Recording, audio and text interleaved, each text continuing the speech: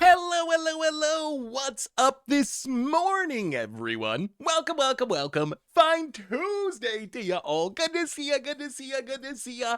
What is up, Variant? Welcome to the Fishbowl for the 97-month resub. Autism Gaming, Pixel Bones, Ravens Boy, Bandit Wink, Funky Mo. How is everyone doing today? Hopefully everyone is having a wonderful week. It is kind of freezing out here, but nice freezing weather. A great day. Today, the plans changed a little bit. So the initial plan was we were going to do a viewer battle stream today. We're going to have to push back the viewer battle stream to next week because Wizards, in very typical Wizards fashion, out of the blue is like, we're going to do some spoilers today. So we have spoilers today. Hey, what's up, Matthew? Ravens Boy, Electroblades, Dylan Hunter, that guy. How you guys doing today? How is everyone? So viewer battle stream next Tuesday. Next Tuesday. I thought about trying to keep it with today, but I really want the viewer battle stream to not be under like the pressure of having to be fast and like get over to get to spoilers. So I think it'll just make more sense to do it next week, because today we're gonna play some Magic, of course. We're gonna talk some Magic. It was Worlds. We had some Worlds drama I gotta ask you all about. We gotta talk Worlds drama, and then we're gonna do spoilers at one, and then do a spoiler video for the YouTube. I am very curious to see what these spoilers are like. I will say, what format is the viewer battle? So we can play any arena formats. Standard, back to Brawl, doesn't matter. Take your pick. Alchemy would be the most challenging just because I don't have an Alchemy deck, but if you really want to do Alchemy, I can scrape up an Alchemy deck from somewhere. But any arena format is fine. If you want to sign up for viewer battles, as I said before, if you already signed up, you're still good. You don't got to do anything else. Send me a whisper or an email, saffronolive@mtgoldfish.com, or just a whisper here on Twitch. All you got to do is let me know your arena info and what format you want to play. I'll add you to the list. So that's the plan. But today, we're going to be getting Marvel superhero spoilers. Sagi Crintiro, welcome to the Fishbowl. Thank you so much for your subscription. Big Zip Jeffrey, thank you. Yeah, we're gonna talk. I have the videos of the takebacks at Worlds, and I wanted to watch it. They're only like a minute long, but I'm very curious what y'all think about those about those plays. They were not plays I was expecting to see at the top 8 of Worlds. Although, speaking of Worlds, I'm not the type of person to say I told you so, Richard and Krim. I'm not that kind of person. You know, I would never do that. But it looks like Lessons might actually be good. Ancestral Recall might actually be a real thing. It turns out that Lessons actually was busted at Worlds. Like, super, super good. Best deck in the format. Dominated the tournament. Dominated the top 8. And it's a deck that we knew have been good ever since spoiler season. We've been talking about this deck. Like, we've played it. We've talked about it. Yeah, I just can't imagine a world where an Ancestral Recall in Standard is not a busted card. And it turns out that yes, Ancestral Recall in Standard, even if you need a Grand on the battlefield, and you back it up by Swords to Plowshares in Standard, it's actually pretty good. It's pretty good. I will say, the builds of Lessons from Worlds, a little bit better than our builds. I think the innovation that took the deck from being good to being very good was definitely the Monument Artist Talent Plan, which we would have never played because we played a budget version of it anyway, so it would have been too many rares. But that is really the combo that took Lessons from a good deck to being a ridiculously powerful deck. I'm very curious to see how good the Lessons deck is overall. It is kind of a small tournament.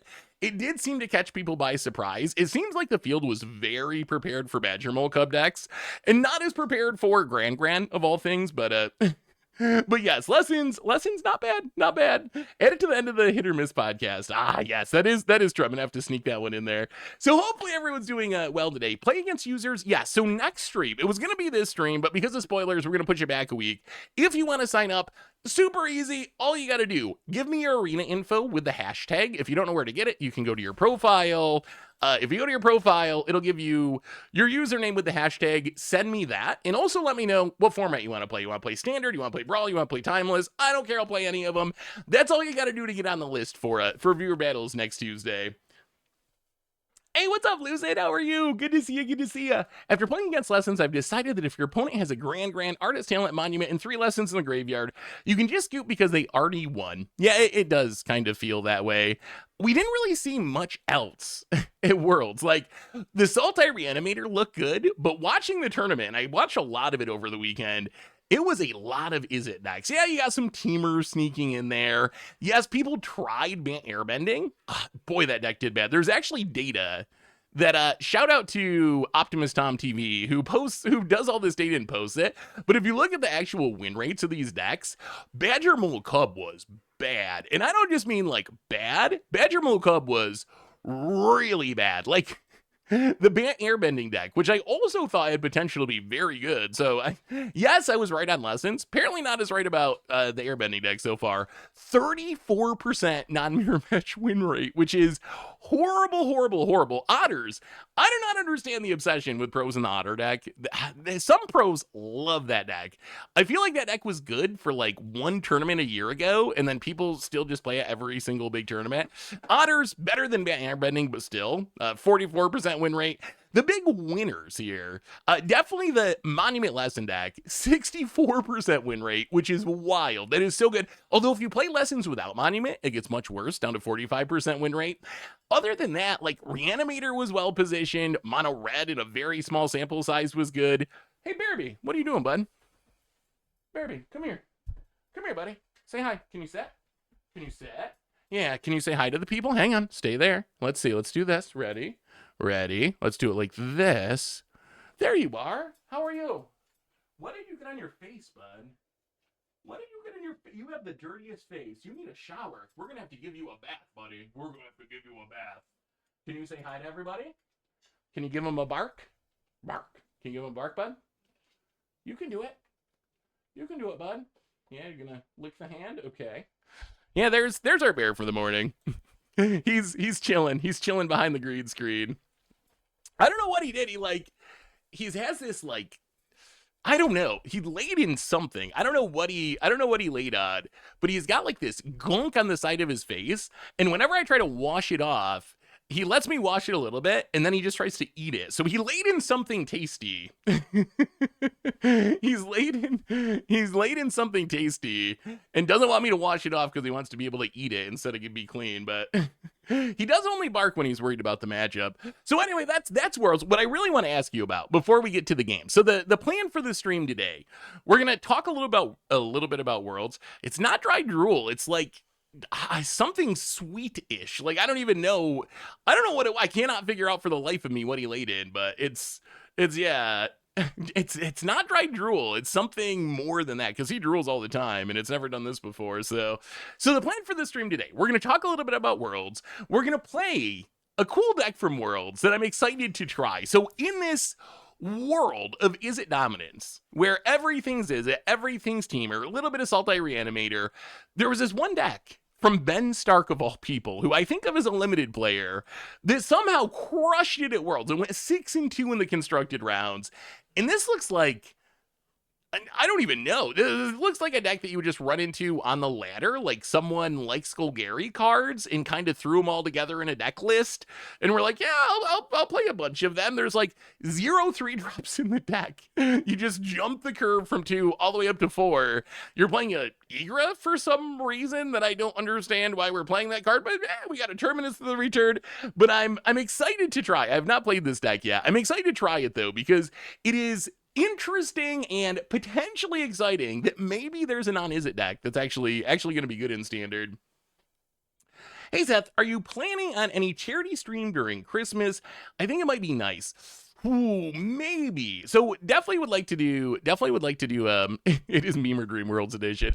Definitely would like to do the traditional holiday stream, the Santa stream. So we'll definitely try to do that. I don't know if we'll have a more official like charity stream, but that is a really good idea. I'll have to see if I can figure out a way that we can maybe we can combine them together. Like normally I do the Santa stream and do a bunch of giveaways and stuff, but maybe we can do the Santa stream, do the giveaways and stuff, but also be raising money for a good cause at the same time. So I will consider that, see if we can make that work. So we're going to try this deck today as we wait for spoilers. Spoilers at 1. I got to ask you, before we jump into this, what is your hype level for Marvel superheroes? It's a tradition. It's a tradition I always got to ask. I feel like for me, out of all of next year's sets, I mean, we have the schedule, right? Lauren Eclipsed, I'm like 10 out of 10. Teenage Mutant Ninja Turtles, I'm like 0 out of 10. 0 is probably too harsh, but I'm not especially hyped. Strixhaven in the middle, fine. Superheroes, really when it comes down to it, Teenage Mutant Ninja Turtles Marvel Superheroes are the 2 sets that I'm least excited about. And that's really just because they're the 2 sets that seem most set in modern everyday situations. They're part of the New York City block, right? Like, so that's the part that I'm kind of skeptical of. I am interested to see these spoilers though, because it can't be as bad as Spider-Man, right? There's no way. There's no way it can be as bad as Spider-Man. So I really want to see if this set just feels like Spider-Man 2.0, or if maybe it somehow feels different and better. I feel like just having a bunch of different characters is going to make it at least somewhat better. Seems like the overall hype level, there are some people super hyped. There's some people super hyped, which is awesome. It's always good to see some people hyped. Overall, though, seems like not super, super high. At least Star Trek is in the future. I'm not a big Star Trek fan, but I am a big Edge of Eternities fan. So if Star Trek feels like Edge of Eternities and it's like universes beyond Edge of Eternities, I could get behind that just because I think space is cool. But yeah, and at least it's not going to be hot dog carts. Hot dog carts, Wizards, hot dog carts. Seriously, is there going to be hot dog carts in the Super? There can't be, right? They're not going to make more hot dog carts, are they? Are you going to play pre-modern now that the MTGO library is real? Yes, I was actually playing some pre-modern this morning. I'm already working on a video of pre-modern that should be up next week. So yes, pre-modern is happening. I'm really excited about them actually adding pre-modern because it's something I've wanted to try for a long time. A lot of people have asked me about, and I just never got the chance to play it because it hasn't been on Moto. So yes, definitely doing some pre-modern. What did you play, Ponza? Even better. Think about me. Think about how I like to play Magic. Think about a certain card with the best art in the history of Magic. That's only legal back in Legacy. I think we played it once before. Yes. You are right, Lord Voice. I could not resist playing Stasis, of course. So we're going to be doing some Stasising in pre-modern next week on the YouTubes. Given the results of Worlds, in the lack of white, what upgrades to blue-white flyers would you recommend? Oh, boy. Oh, boy. How do we make blue-white flyers work in the new meta? So I would say, maybe just like the Angs and the Interrupters. So the Lesson deck, they're going to kill all your stuff, and you need to be able to stop Monument of Nuance Artist Talent. If you can keep those from popping off, you got a pretty good chance, because that's their only real win con main deck. So I think the nulls are going to be really important. I would probably change the sideboard to try to get more disenchant style effects, like things that can deal with artifacts and enchantments in there. As far as the main deck, I don't know if I change a ton. Like, maybe it's worth playing some artifact removal in the main deck or enchantment removal. I'm not sure what that card would be exactly, and it would take away from like the tempo plan, but yeah, maybe raid is the way to go. So that would be my main consideration. But I like that Aang and Even Interrupter are going to help slow down the removal. So maybe the tempo plan of just like getting out on the first foot and like being aggressive and backing it up with disruption, maybe that'd be enough. Is random encounter still viable? I haven't played it since Avatar released, but I imagine the answer is probably yes. Like, it's always just as viable as it always is. And I think that just like dumping a bunch of creatures into play, one thing about the Izzet deck, they're very good at like killing individual things and drawing tons of cards, but they're not much of a sweeper deck. So I think if you can just spin into a good random encounter, that probably is enough to beat them. After watching Carl and Torloff from Card Market play their first decks against each other, I was curious what your plan will be. Ooh. Hey, Bearby, what are you doing, bud? What are you doing under here? It's okay. That's just Cease. Yeah, whoa, careful, bud. Yes, it's okay. It's okay. It's okay, bud. It's okay. No, you can't go eat Cease. Cease wouldn't like that, buddy. Don't go eat Cease. Go eat your food. Yeah. Hey, sorry. I don't know what's going on. Bear. Cease was getting into something. Bear is always very concerned about what Cease is doing. So if he hears Cease like rustling or getting in something, he gets very like, oh, what's the cat doing? She's gonna get my bones, and gets all riled up. Anyway, reminders. Replay YouTube for your old streams. Also, if you sent me a whisper to get on the viewer battle stream, I got you. I'm not gonna respond to all of them, but I'll add you to the list, so you're good if you sent me a whisper.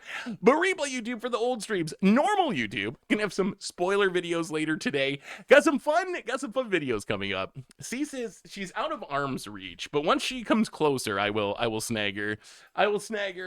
Hey, Cease. See, the thing, Bear listens to me like, I don't know, 50%. Cease listens to me 0%. Bear, I can call him and he will usually come. Cease, looks at me like, I'm not listening to you. Who do you think you are telling me what to do? So if she comes close, I'll snag her. A reminder, there's Sponsor Days Card Kingdom if you need some magical cards. You can get them over at cardkingdom.com. Why can't I spell sponsor? Sponsor. There we go. Over at cardkingdom.com/MTD Goldfish. Cats really do not care. So we're going to play some of this Golgari Dragon deck. But first, there were 2 plays at Worlds that I wanted to watch with you and see what you thought about them. See, like, would this fly at your LGS? Would you let this go if you're playing an FNM? So these plays both come from the top 8 of Worlds, and I gotta get your opinion. So play number, they're both from the same match actually, which is Ken Yukihiro versus Seth Mansfield. So here's the first one. Let's just watch this play, and then I want to see what you think of this play. So this one I would say is actually the least egregious of the 2 in my opinion, but here we go. Play number 1, Seth Mansfield versus Ken Yukihiro. It'll quench you, but of course that's not going to get it done, right? So Ken, as Ken does have the mana. Because of that, plays Cavern of Souls as Spider, immediately casts the Spider. Spider here, which also does protect Superior Spider-Man. Right. Seth goes into the tank. It does not. That's a brood spinner. Arden. We can't have that. They put the Spider in. Oh, I'll quench you. I'll quench you. You said I'm not going to do that. You can still cast it though, right? I mean, he can't take that. You can't. Wow. You can still cast a counterspell on Absolutely. spell. It just doesn't. Okay. So play number 1, Cavern on Spider. Seth immediately outquenches you, realizes that it was Cavern on Spider, pulls it back.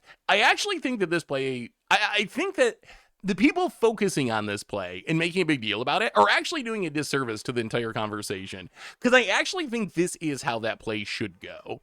Like, I think that was a good resolution. The game didn't progress. There was no new information gained. And I think that we probably don't want Magic to be about weird gotchas where someone didn't understand, and whatever, the Cavern was on Spider, and you cast it, and then, like, you lose your counter spell. So I think that play was perfectly fine, although it was still, like, super controversial. The second play, This doesn't happen. this is the one that I find kind of egregious. So this one, I'm curious if this one's different for you than the last one. So this is same match. 5? Seth versus Ken. I see 4. There's 4 cards left. Okay, there's one of the monuments. Okay. Oh, how do I turn this up? Oh, it is up.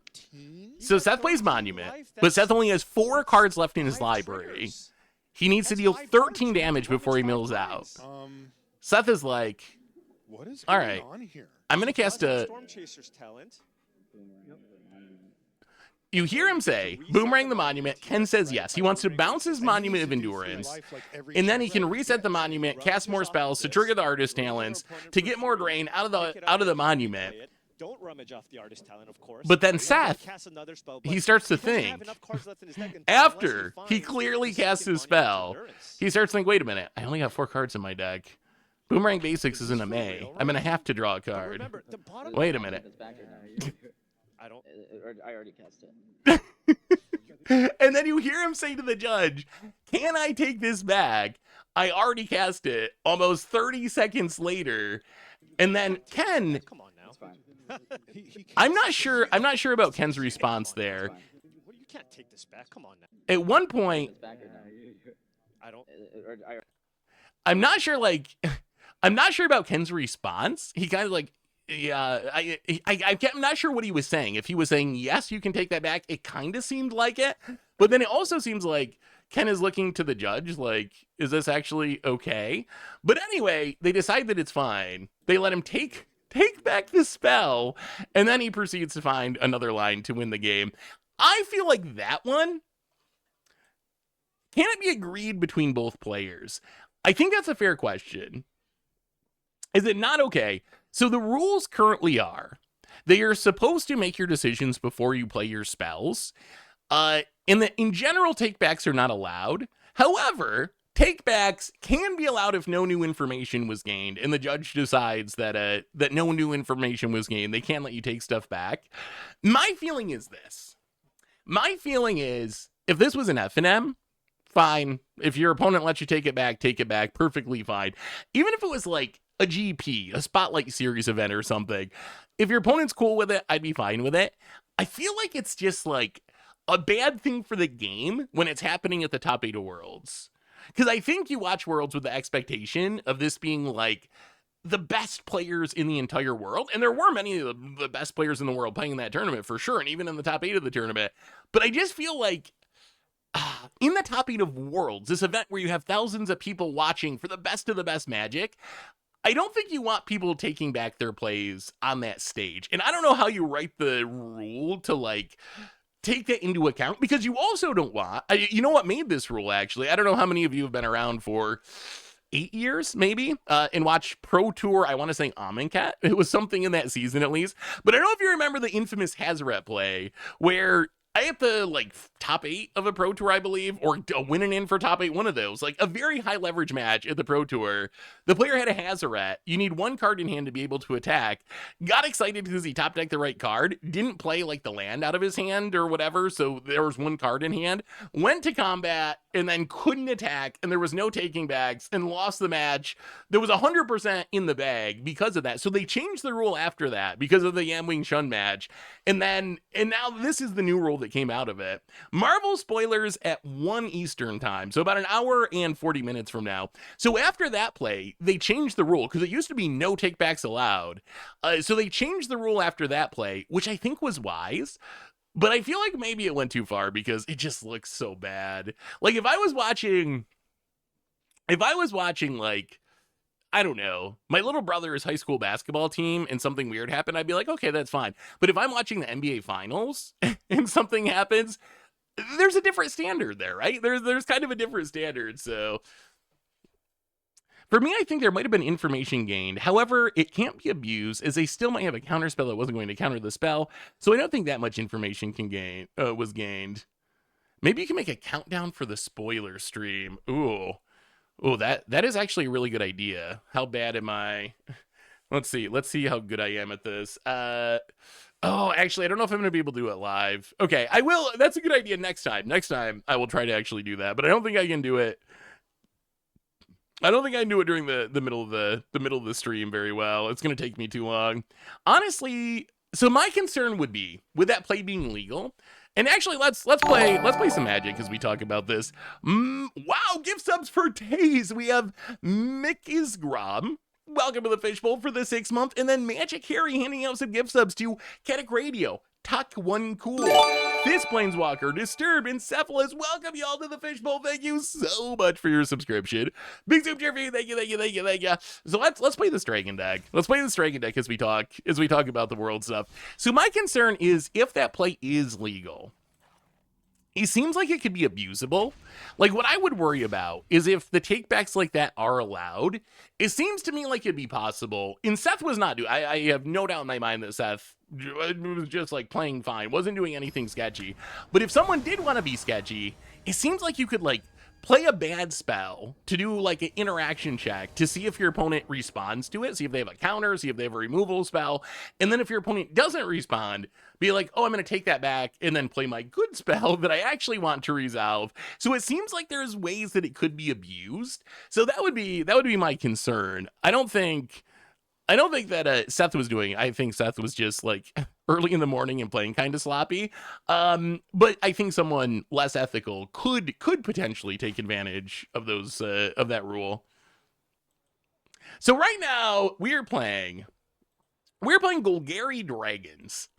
So this is a really weird looking deck that came out of Worlds. One of the only non-Izzet decks that actually won a decent amount of matches at Worlds. Comes from Limited Master Ben Stark. And it just is a pile of like Golgari Dragons. A little bit of ramp to get them down. A little bit of removal. But we have Scavenger Regent as a sweeper. We got Bloomvine Regent to ramp into our stuff. We got Stormbrood as removal. We have an Igra. I don't know why we have an Igra. But we got an Igra. We got Ice Till Explorer for value. So essentially dragons. Essentially Golgari Dragons. And then spoilers in about an hour and a half. The real question is Lessons the new Teamer vehicles or Teamer Energy or Mardu vehicles a dominant deck using a parasitic mechanic from a set block that has cards banned?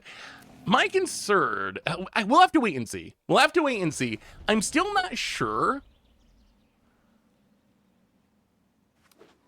I'm still not sure if... Oh, is this Lessons? It's Lessons, isn't it?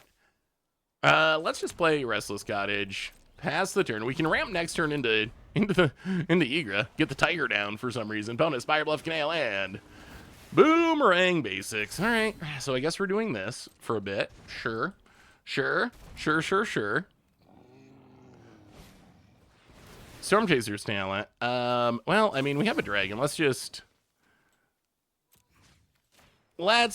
kill the otter. Reveal the bloom vine that we're gonna... Oh, we need to draw land, don't we? We have all the tap lands this hand. All right, land. All right. Oh, that's unfortunate. Well, I guess we ramp next turn. We'll get down an Overlord. Do we just mill 4 forests? Oh my god. Oops. That's not ideal.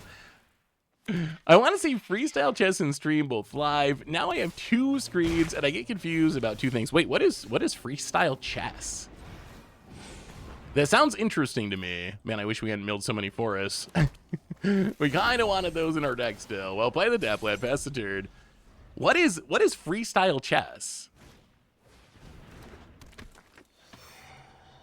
Sultai, wait, is Sultai Reanimator bad against Badger Mole Cub?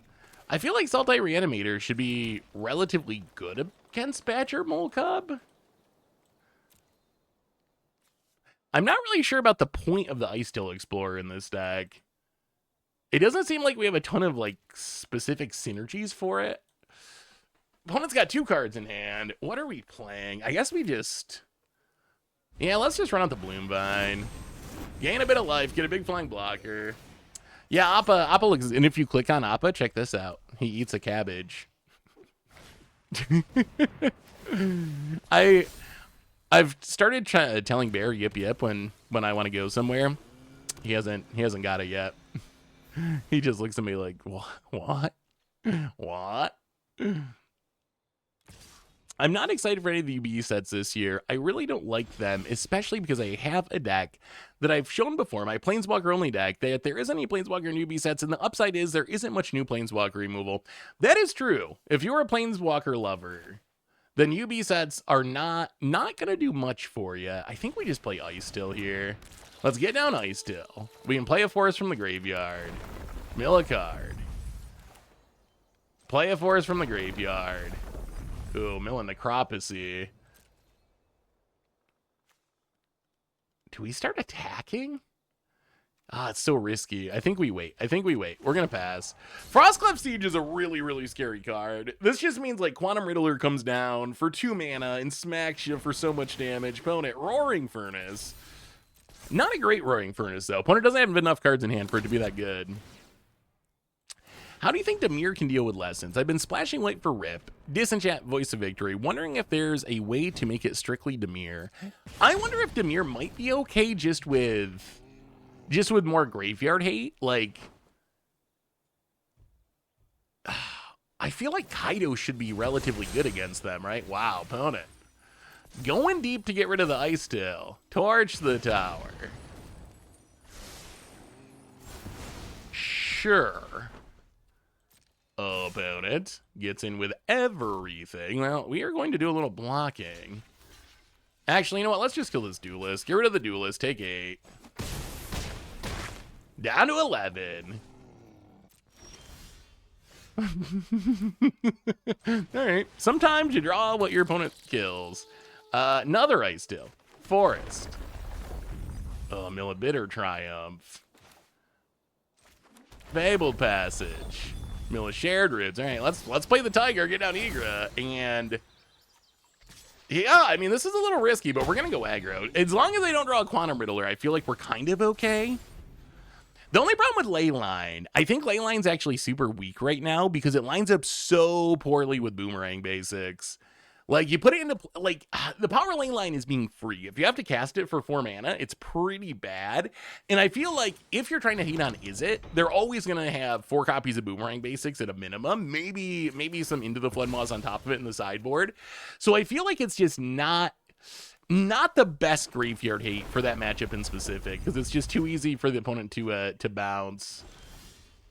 Ooh, Stormbrood is kind of awesome here. That is kind of great. Okay, we're just gonna go attacking.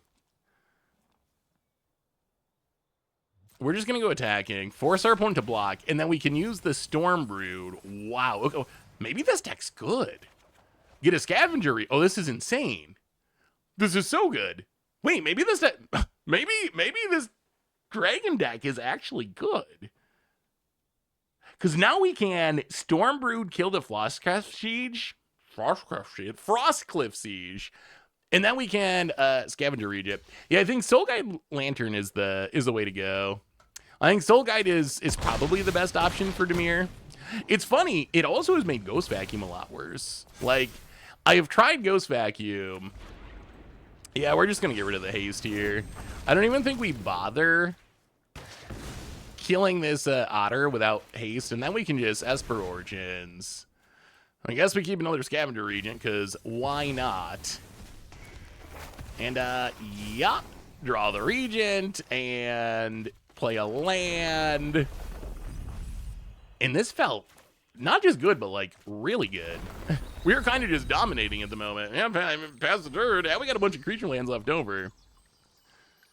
Freestyle chess, known as Fisher Random Chess, is a form of chess that is completely removed from the aspects of chess where one would memorize moves for each opening and what said moves will result in. It does this by randomizing the rear ranks. Oh, interesting.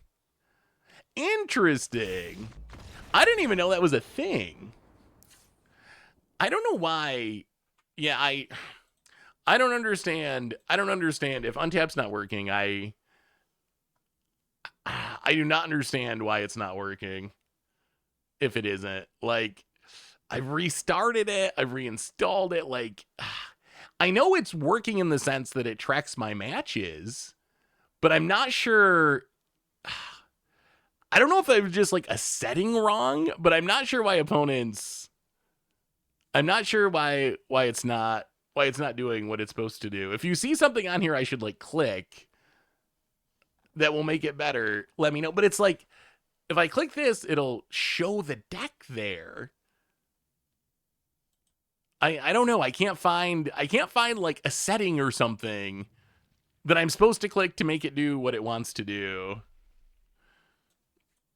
A lot of decks from Worlds are good, but Javier Dominguez told as far as I know, maybe I'm going to play wrong, they underestimated that Grand was a Lessons deck, so they weren't prepared for that matchup. It might have been Javier. I think it was, what's his name? He's like the head of Team Handshake, and he's got the like long blondish hair, and he won so much over the last couple of years. Like one of the best players. I can't remember. I don't think it was Javier. It was what's his name? Simon. Yes, it was Simon. I definitely remember Simon. Yes, thank you. I definitely remember Simon say that their team underestimated Grand and didn't think it was a playable card, so they didn't really respect the lesson deck. So I know that happened to some of the teams, and that's one of the reasons I'm not like freaking out too much about where we are in the current meta. Because is Torpor Orb worth it in this matchup? I mean, the Rex Sages seem good. Rex Sages Duresses maybe, and go down like 19 seconds. Go down an Overlord. Go down a Scavenger Regent. Maybe one Esper Origins and the Terminus. Run it like that.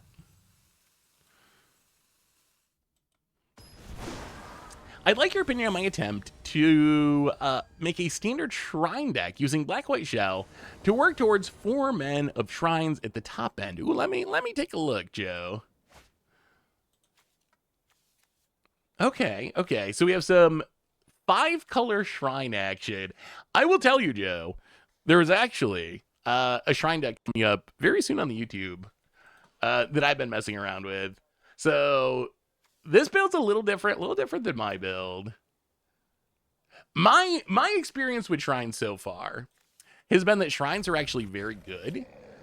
The problem is they're also like kind of slow. So the challenge is getting enough of them on the battlefield quickly enough.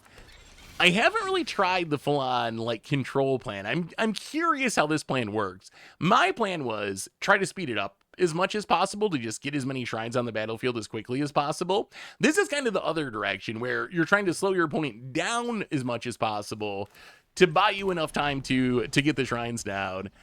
I don't know. I haven't messed around with like a full-on control build too much. I think it looks sweet. I worried that it might be slow. I also have found that Kyoshi Island Plaza is kind of busted, but it does cost your mana base a lot if you want to maximize it. So you got to play a bunch of basics, and maybe it's not worth it in that deck. Ooh, Duress is kind of good. Oh, that thing? Huh. All right, let's play a Schwamp. I think we just swamp, duress you, do a little hand check, get rid of the end of the Flood Maw. And then we should be able to kill this Bellion here, I think. Ooh, Shrines and Doppelgang is spicy. I mean, even though they're legendary, because they have the Enters triggers. They're probably still pretty good. Opponent getting in. I think we try to kill this. This doesn't have ward or anything, right? All right, let's just Behold a Dragon. See if we can kill this Bellion. One thing I realized at Worlds is I know the arena names of cards way more than the Spider-Man names of cards. When they said Superior Spider-Man, it was like, who? What? What's a Superior Spider-Man? That's a Caviero. So I actually don't even remember who is that guy in Spider-Man. Like, I actually don't remember this guy's name in Spider-Man. I really want to make Badger Mole Cub Doppelgang work, because I feel like there's a way to go infinite. I feel like if you have Badger Mole Cub, the 4-mana Gruul Toph, that when it enters, you can discard a card to return a spell from your graveyard to your hand, and a Doppelgang, and maybe a Splunking so lands come into play untapped, which may or may not be necessary, but I feel like you should be able to just infinitely Doppelgang, right? Like, it seems to me that you should be able to infinitely Doppelgang. That you target the Cub to make a bunch of lands, or you target Cub, land, Toph. Toph gets back the Doppelgang, lands get turned into creatures with Badger Mole Cub, and tap for even more mana, because now we have like 1 million Badger Mole Cubs, and then we Doppelgang again and again, and just go like crazy. Yeah, Jackal for some reason. That's because Drunneth. I don't know how to pronounce that right. Not that that's ever stopped me before, but for some reason I still know that one is Jackal. Yeah, the Black Shrine is actually pretty powerful when she gets the shrines going. Well, I guess we just play another Ice Tail. Let's Ice Tail. Forest, mill a card. Forest, mill a card. As per Origins. We probably want both of these, actually. Getting rid of... We want the free value, so we got to keep the Soul Stone. And then the Caustic is a way we can kill this Duelist to the Mind.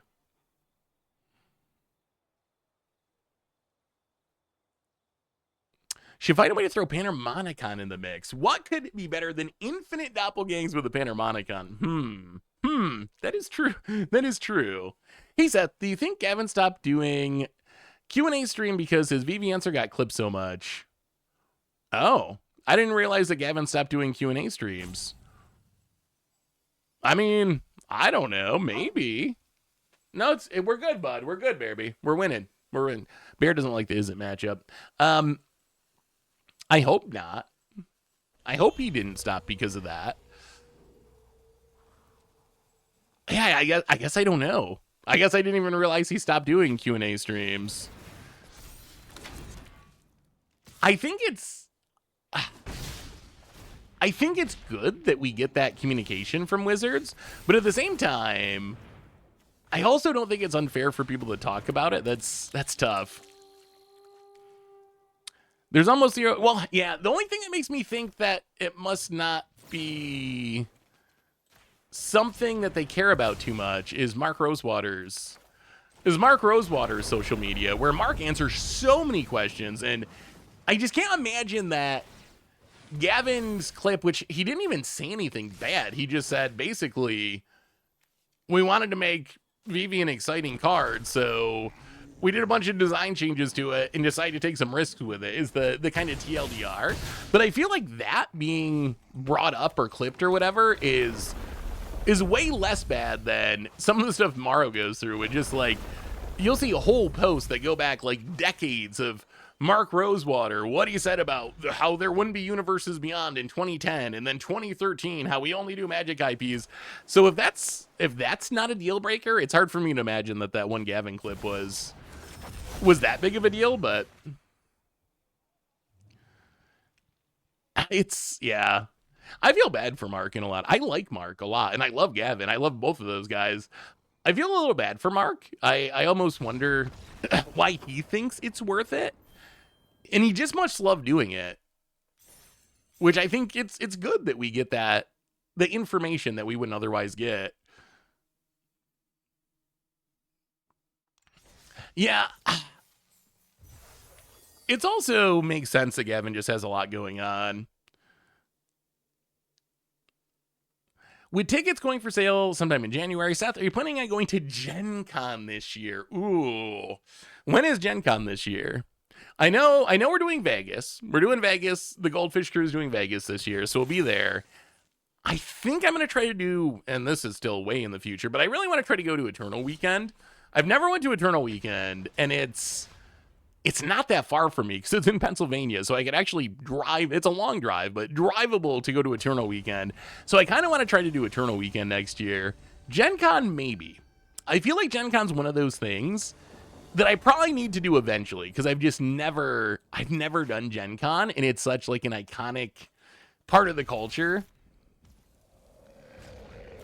After seeing this Pro Tour performance, I am even more convinced that we're not actually going to get... Oh, this might have been a punt, actually. Yeah, I think this was a punt. I think I was supposed to play Fabled, and then Bossing Say, and then play this on 3, and then we could have ramped on 2. So a little bit of a punt. Well, let's crack this Fabled Passage. Hey, you're going to Vegas next year? Ooh, awesome. Why not the Magic Con in Europe? I am somewhat tempted to try to go to the Amsterdam one. I've never really been to Europe for anything. The real answer is just, I really hate traveling. I really hate traveling. I think I could travel so much more than I do. Like, for events or for content stuff. Like, Prof has been trying to get me to go out there and do content stuff with him for so long. And I just, I'm not a big fan of, like, flying and traveling and the whole thing. But it would be fun to see the EU crew. Would I put together a no proxy vintage deck for Eternal Weekend? Oof. Honestly, I would probably no. I mean, oh no, are we dead? We might be dead. Maybe we should have left up Caustic Exhale. How bad is it? How bad is it? Pretty bad. Pretty bad. All right. Bitter Triumph. Bitter Triumph off the top, please. Pound it. Scavenger Regent. That is not good enough. So in Caustic Exhale, kill that. We do have a land in the graveyard. Well, I mean, I don't think this is enough, but we can play the ice still, get a land. Yeah, this might have been. I think it definitely was a bit of a misplay. Crack the Fabled Passage. Grab another basic. Mill a card. Caustic Exhale, kill the Kona. But the damage has mostly already been done. Because now they can also copy the Summon Bahamut with the Adagia. And we can't actually stop that.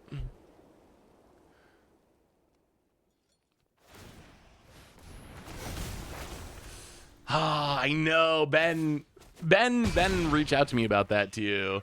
I think part of the problem is I feel like I'm just on like the way wrong side of the country. So much of the like content stuff is like Washington, where Wizards is, LA, where like game nights and Krim and Richard and like a ton of people are. I'm just on the wrong side. I'm on the wrong side. I'm on the wrong side of the country. But I'm thinking, like, if I can get it set up, what I'd like to do, if I can get it set up, is set up a trip where maybe I go out and do Ben's show, and then go from Ben's show up to profs and do prof stuff. And then that would be a way to avoid flying across the country multiple times. Maybe if I just do like a West Coast swing. Yeah, the draft show is really cool. I really like the draft show. I watch it pretty regularly, actually. I mean, I like the East Coast. I like where I live. It's just like the wrong area if you want to collab with other Magic content creators.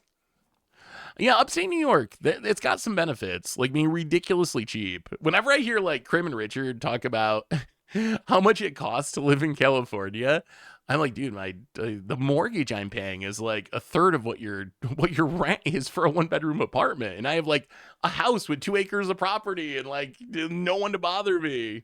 Yeah, so I don't know how people manage to do it.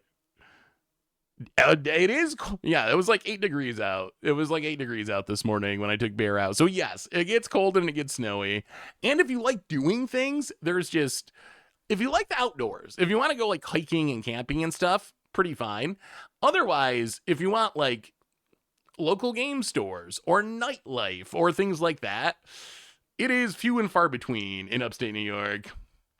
Hey, what's up, Mr. Snowman? Oh, we got a sideboard, don't we? Wait, what are we playing? Oh, this deck. Huh. Do we just have nothing for this matchup? I guess we just have all of our stuff in the main. I guess I could see like an ooze. Let's try one ooze. They might have some Yuna's shenanigans, but... Oh yeah, like, that's the downside to upstate New York. Like, you're scraping around for shows to go to. Every once in a while, someone comes through, like, an hour away, but... I always tell people that, like, I live in upstate New York, in a pretty rural area, but there's like cities, you know, an hour-ish away, mid-size cities, but like it's so much cheaper to live out here. CBG is kind of like me, but in Michigan. He lives in kind of. I'm more in Western New York, so for me to get to the city is about 3.5 hours ish. But there are places in upstate New York that are much closer. Like, you could go an hour outside the city and be in a pretty, like, rural area if you wanted to.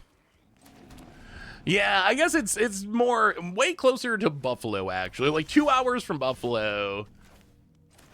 3.5, maybe close to 4, depending on traffic and stuff, to get to the city. Hey, Seth, always glad to see you streaming. Do you think that you're going to try out MTG Forge Adventure? It's a free game like Chandelar mode. Wait, what is MTG Forge Adventure? I haven't even heard of that. Is that like an official WotC game, or is it like a fan-made game? How can we get a Here Comes the Monkey song on stream? Wait, what's... Here Comes the Monkey? Should I know what this is? Well, let's shared roots. They can't play Kona this turn. So we can share shared roots to ramp. We can underground mortuary to surveil. No Vesper Origins. Next turn we can theoretically leave up the Caustic Exhale, maybe. Lumbering World Wagon. I'll have to try it. I like Chandelar. I've always wanted to do more Chandelar, like a video of Chandelar, but I've never... We did an April Fool's one a long time ago. Wait, how do I get MTG Forge? Is it pretty... How do I get it? Like, how do I download it? Where do I find it? Because I would definitely try that. Is it cool enough to do a stream of? We did a Chandelar stream before, and I had fun. Let's actually play... Man, let's just play the Swamp. Let's play it safe. Play the Swamp. Mill a card. Hit you with the ooze. We have up the Caustic Exhale in case our opponent has Kona. And now we got the insect going. Well, there's the Kona.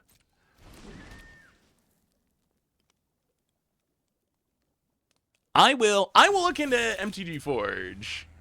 And perhaps we will do it as a stream. I'll give it a try. Marvel cards in just over an hour will be the stream. I have no idea. These are super early spoilers. I have no idea if we're going to get a ton of cards, a handful of cards. But I know that Blake did confirm that we are getting spoilers. Is this a Roots deck?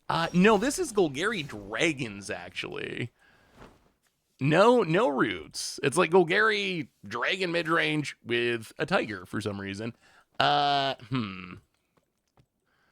if they have another Kona, we just can't do anything about it? Is that how our life is? Is there anything we can do to beat a Kona? So we can Esper Origins. The problem is if we Esper Origins, we can't draw a removal spell anyway. Well, let's play a Restless Cottage. Play a Fabled Passage. There's the Necropsy. Well, crack the Fabled Passage, thin the deck. I mean, I guess we can just smash our opponent for a bunch and hope for the best. 1, 2, 3, 4. Yeah, I mean, I guess this is all we can do. Fire up the cottage. Get in. I mean, we just gotta hope they don't have another one. If they have another one, it's pretty bad. If they don't have another one, then maybe we're good. We get to hit you down to 8. That's half of our opponent's life past the turn.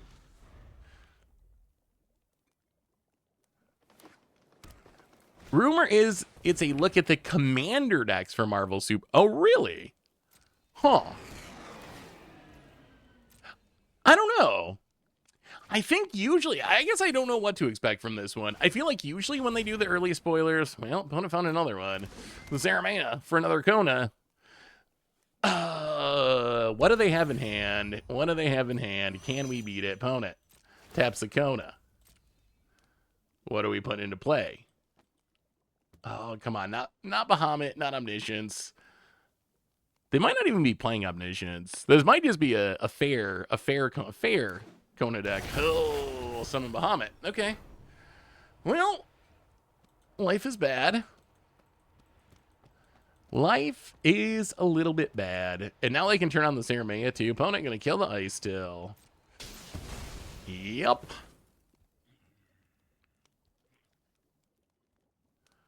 Huh. And there's the Zaramea. Well, I guess we do a little bit of oozing. I don't know if we can ooze our way out of this, though. Eat an Ice Tail. I mean, we basically need to draw removal, and I'm not even sure if drawing removal's gonna be enough. I mean, I guess we can...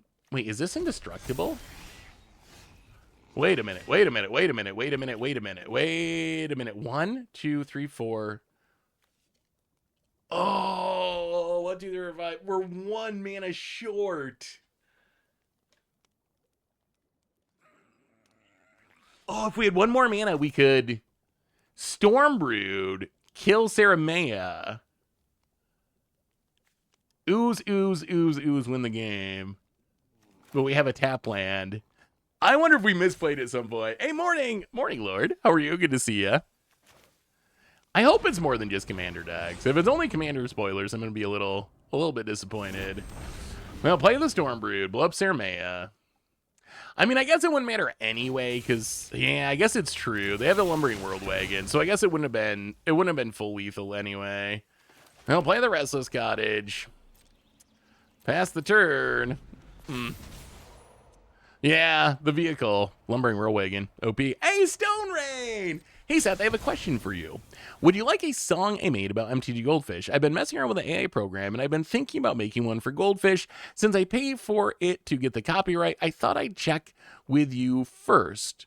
Stone Rain, I would say I would love to, if you want to make a song, I'd love to hear it. I would say if it's an AI song, it wouldn't be something that we'd use in content or anything, but if you just want to do it for fun, I would listen to it and like to listen to it. opponent. Lumbering Whirlwagon getting in.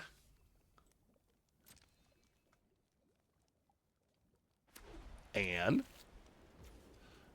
okay. I mean, the question's going to be, what do they have off this Kona number 2? 2 rounds with Kona is a lot. That is a lot. We dropped to 8. Opponent, Kona, number 2. Please, please, nothing. Saramea. Oh, boy. Okay. Okay. I think we might be dead. Wandering. Ooh, and a Wandering Rescuer. Huh. Oh, we're super dead then. Huh. I thought Wandering Rescuer was actually going to be good. I thought Wandering Rescuer was going to be a good card. Not actually a good card. It seems like the kind of card that should be good to me. Well, let's eat a Stormbrood. I don't think there's a way out of this. We don't have enough mana. We don't have enough mana to Wrath with Scavenger Regent. Even if we top decked it. Our opponent has too many blockers. Opponent, Saramea. And they have the Wandering Rescue. Yeah, I mean, let's see. It's a Fabled Passage. Well, I mean, let's Esper Origins. We're literally dead on board, though. Bloomvine. I mean, Bloomvine is a chump blocker. Yeah. Okay. I mean, this might give us a chance to live another turn. I don't think it's especially realistic, but we might survive one more turn before we die. Oh, Lumbering Whirlwagon's so good. Why do we not play Whirlwagon so much? It does have Convoke. That was my thinking, is that it would be... Well, when they spoiled it in Duskmourn, the Convoke deck was still a thing. And I was thinking, well, in the Convoke style deck, kind of like Ranger of Eos was, or Ranger Captain, whatever the 5-drop Convoke thing was, in a deck like that, like, you can Convoke this in for 2 mana, it's got a good body with double strike, you can use it to ambush something because you can flash it in, it protects your other creatures, but it just never ended up taking off. And then the deck kind of rotated, the Convoke deck kind of rotated. I don't know if I should feel good about my analysis of Avatar because I nailed lessons, or bad about my analysis of Avatar because the airbending deck flopped. I think the airbending deck, after Lorwyn, maybe airbending will have a shot. Maybe it'll have a shot. Yeah, opponents just, they are popping off here. All right, good enough, opponent, good enough. I feel like getting better mana, it would have been nice to win that one and rank up. I feel like getting better mana will really help a lot of decks. I feel like if you look at the mana bases of some of the Worlds decks, you can really see the difference between like a 2-color deck or a color combination with good mana. And if you look at like, where's Javier's? Where's Javier's airbending deck? Right, Javier's airbending deck. Your mana base, you gotta play 4 starting towns, you gotta play 4 multiversal passages, which are just kind of painful. And then you're trusting that like your verges work out, you only have breeding pool. It's like kind of sketchy. So I feel like maybe once we get the rest of the land, some of these 3-color piles will be a little bit better. When right now there's just like such an incentive to play Izzet. You don't even have your shock land in Izzet, but your mana costs are just like not very taxing. It's pretty easy. Plus you draw so many cards. So it'd be interesting to see if Lorwyn really shakes things up. What do you think's holding allies back from being top tier deck in Standard? I mean, I think the answer now is probably the meta. I feel like, so I think there's 2 things. So one is, I think that allies is kind of, and this makes me sad, but I think allies is kind of just a less explosive and less, maybe consistent version of like in a Boroid aggro deck, like it kind of does something similar to a Boroid where you try to ramp into like these really big threats and build a huge board. But the Aboroid decks, you get Llanowar Elves, you get Gene Pollinator, you get Badger Mole Cub, so you have all this redundancy with the ramp. What I've seen from the ally decks is if you have, the mana is actually very good in allies because you have all these 5-color lands and you have the ally-specific 5-color land, you have Cavern of Souls. But what you have with allies is if you have Great Divide Guide, you essentially can do Badger Mole Cub things and the deck looks insane, but you don't really have the backups. And if you don't draw the Great Divide Guide and you just have to play like fairly without any ramp, then some of the cards that are really good when you're ramping, like Aang at the Crossroads and Appa and the 4-mana Haste Ally, they get a lot worse if you don't have that fast mana. So I think that's part of it. The other thing I think is just like the Lessons deck is really good at killing creatures. Like if there's one thing you can see in this metagame, it is people were very, very prepared for Badger Mole Cub. People went into this event being like, we're not going to lose to Badger Mole Cub. And a lot of the decks that did well are the decks that are really good at killing Badger Mole Cub style threats. And I always felt like Lessons, when I was playing Badger Mole Cub's decks, is literally like one, maybe the worst matchup. It feels unwinnable because they're just so good at killing all your stuff and doing it instant speed. So I feel like it's going to be kind of tough right now to be one of those like creature decks that's trying to win with Great Divide Guide, trying to win with Badger Mole Cub, if Lessons is the most popular deck, because really the Lessons deck, it's essentially just Is It Control, except its cards are super busted because of the lesson mechanic. Also, if there's one thing that's disappointing, I was thinking, we're going to have a top deck in Standard that's actually like relatively inexpensive. Like the Lesson deck, it's a pile on commons. Like if you look at our budget Magic deck, I don't know if let's see.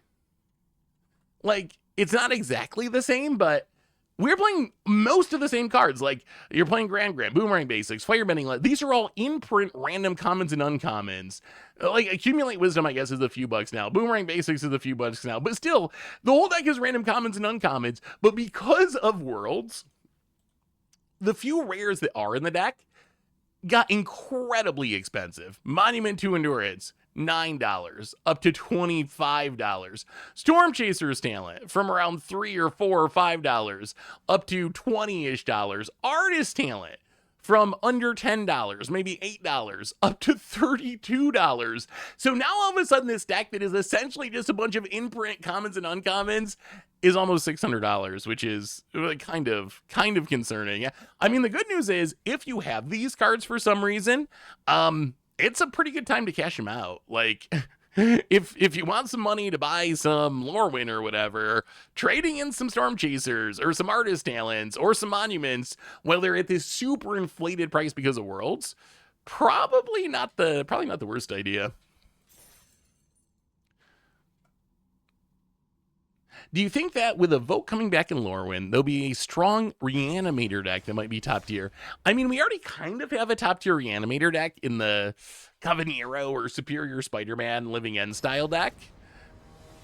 So I don't know if Evoke will change a ton, just because from what we've seen from Evoke so far, it looks like Wizards intentionally kind of went out of their way to stop the shenanigans that you could do with Evoke, like reanimating or blinking. We'll have to see once we see more of the set. But from what we've seen from the Mythic cycle, at least, like Deceit, they only really work if you spend mana to cast it. So like evoking a Deceit and getting its ability once and then reanimating it, all you're really getting is a 5/5 when you reanimate it. So I feel like Wizards, it's so funny. I don't know what Wizards' logic is. But in some cases, they go very safe, where they're like, we're going to be very careful. We're going to be very careful with how we do Evoke. But then other things, it's just like full out, power to the max. Yeah, I guess you can airbend. And if you spend the 2 colors of mana to cast the airbend cost, you still get it back. Similar to Quantum Riddler. We want to see Appa eat a cabbage. All right, we'll have Appa do a little. Appa's hungry. Appa, yep. Wait, where's Appa? They're flying, buddy. There you go. Is every Marvel rated set going to have a separate version on Arena? Oh yeah. That's the reason why, for me, jump. That's a reason why, for me, that I would actually rank the Marvel set behind Teenage Mutant Ninja Turtle sets. Those are the two, like, lowest tier sets for me as far as how excited I am for them next year. Even though, I mean, I still get excited for, like, every Magic set. So even the ones I'm not as excited for, I'm still, like, kind of excited for because it's Magic, and Magic's awesome. But that does make it the set I'm least excited about. I think Turtles and Marvel have the same issue for me, which is just being New York City modern time sets, which just doesn't really appeal to me. But then at least I think Turtles, as far as we know, will have the same versions as online at least. Appa's still hungry. Okay, Badger Mole Cub, still a thing. So I guess we just have to cast a very sad urgent necropsy and kill this Badger Mole. Oh, man, we just don't have... We don't have enough evidence. Not enough evidence in the graveyard. Yeah, I mean, we have to kill the Badger Mole. This is a very pain... We'd much rather have a Caustic to just kill this Badger Mole than spend a necropsy, but gotta do it. Super Shredder will see a bunch of play. That is for sure. Oh, yeah, I mean... There will still be cards from those sets that I think will be really good. I'm just more, it's like, the overall flavor of it just kind of meh to me. But I think, like, I will say some of the Turtles cards, like Super Shredder, that could be a Kamigawa card. I could see that in Kamigawa. I think that'd be fine. The cards that get me are more like April O'Neil Hacktivist. That's just like a person. That could be your coworker sitting in the next cubicle on their computer drinking a coffee. Like, stuff like that is the stuff that is just like, I don't really. It doesn't get me excited. People just living their lives. Really? A Boroid? Really? We're gonna do this? Well, I think we might be dying to a Boroid here. Caustic Exile. Well, play a land, mill our removal. We could hit the Sweeper Dragon, but we gotta hit it like, I think it's gotta be this turn. 1, 2, 3, 4, 5. Actually, their stuff's gonna be too big. We can't actually hit the Sweeper this turn. But that is the one upside. I have a version of the deck built. Would you like to see the unveiling of the guy in his garage eating? I actually built the deck. It's going to be coming up for a Commander Clash at some point. I don't know when. Let me see. I got some good ones. Let's see. Where's the guy in his garage eating a sandwich? The unveiling is upon us. Here it is. Just a guy in his garage eating a sandwich. We're pretty close. We're pretty close to having enough to build a full deck. We are still at 46 lands right now, so more lands than I want. And I couldn't find good lands for most of them. Actually, the Teenage Mutant Ninja Turtle lands are gonna be perfect for this deck. So I'm kind of waiting for that. But we have, unfortunately, we needed the 14th Doctor. He needs some sort of food. I might have to get an altar of the 14th Doctor. But we needed that for colors alongside Graham O'Brien, who is the inspiration for this deck. But then we got some good Aunt May making some pancakes. City Pigeon getting that hot dog. Rasha Cultivator, got some fruits there. Banquet Guest. Gallagher Eaters, the Japan version. I think they're selling some tea, perhaps, just out on their route selling some tea. Grand Banquet Guest, eating that turkey leg. Gwen Stacy, chilling, sipping on some soda. Orcish Librarian might be my favorite one. Eating a book with library paste is a topping. Peter Parker the promo getting his pancakes. It's happening. This guy's drinking some wine that's made out of blood. Apparently on his work they're making some tea.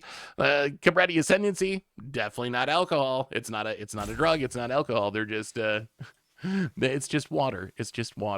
But yes, the deck is built. We did the build decks to sabotage each other Commander Clash. That's going to be coming up in a couple of weeks. It is... Oh, we're running out of time. I really wanted to build someone suggested building a deck for Tomer, because I got Tomer. Building a deck for Tomer that just made him shuffle as much as possible. Because Tomer's always complaining about how he hates shuffling in his baby hands. I almost did it. Because it sounded so funny. But I was worried that it wouldn't really come across in Commander Clash. I don't think you could really see. You couldn't really see the shuffling and like the pain on Tomer's face. So I went another direction, but that was a really good idea. Does it have campsite cuisine? Let's see. Where's campsite cuisine? Wait, let me look up this card. Did I miss one? Campsite cuisine. Oh, wait, what is this from? Oh, is this from the holiday release? I don't know if I do. It's an enchant. Do I? I don't. I'm gonna have to add that right now. That card is perfect. All right, hang on. We will cut a land. Ah, sorry, opponent. Sorry. Underground Mortuary. How about that? Underground Mortuary. Mill a Swamp, go. Campsite cuisine is a perfect suggestion. Let's play the Overlord. We have this Necropsy in hand.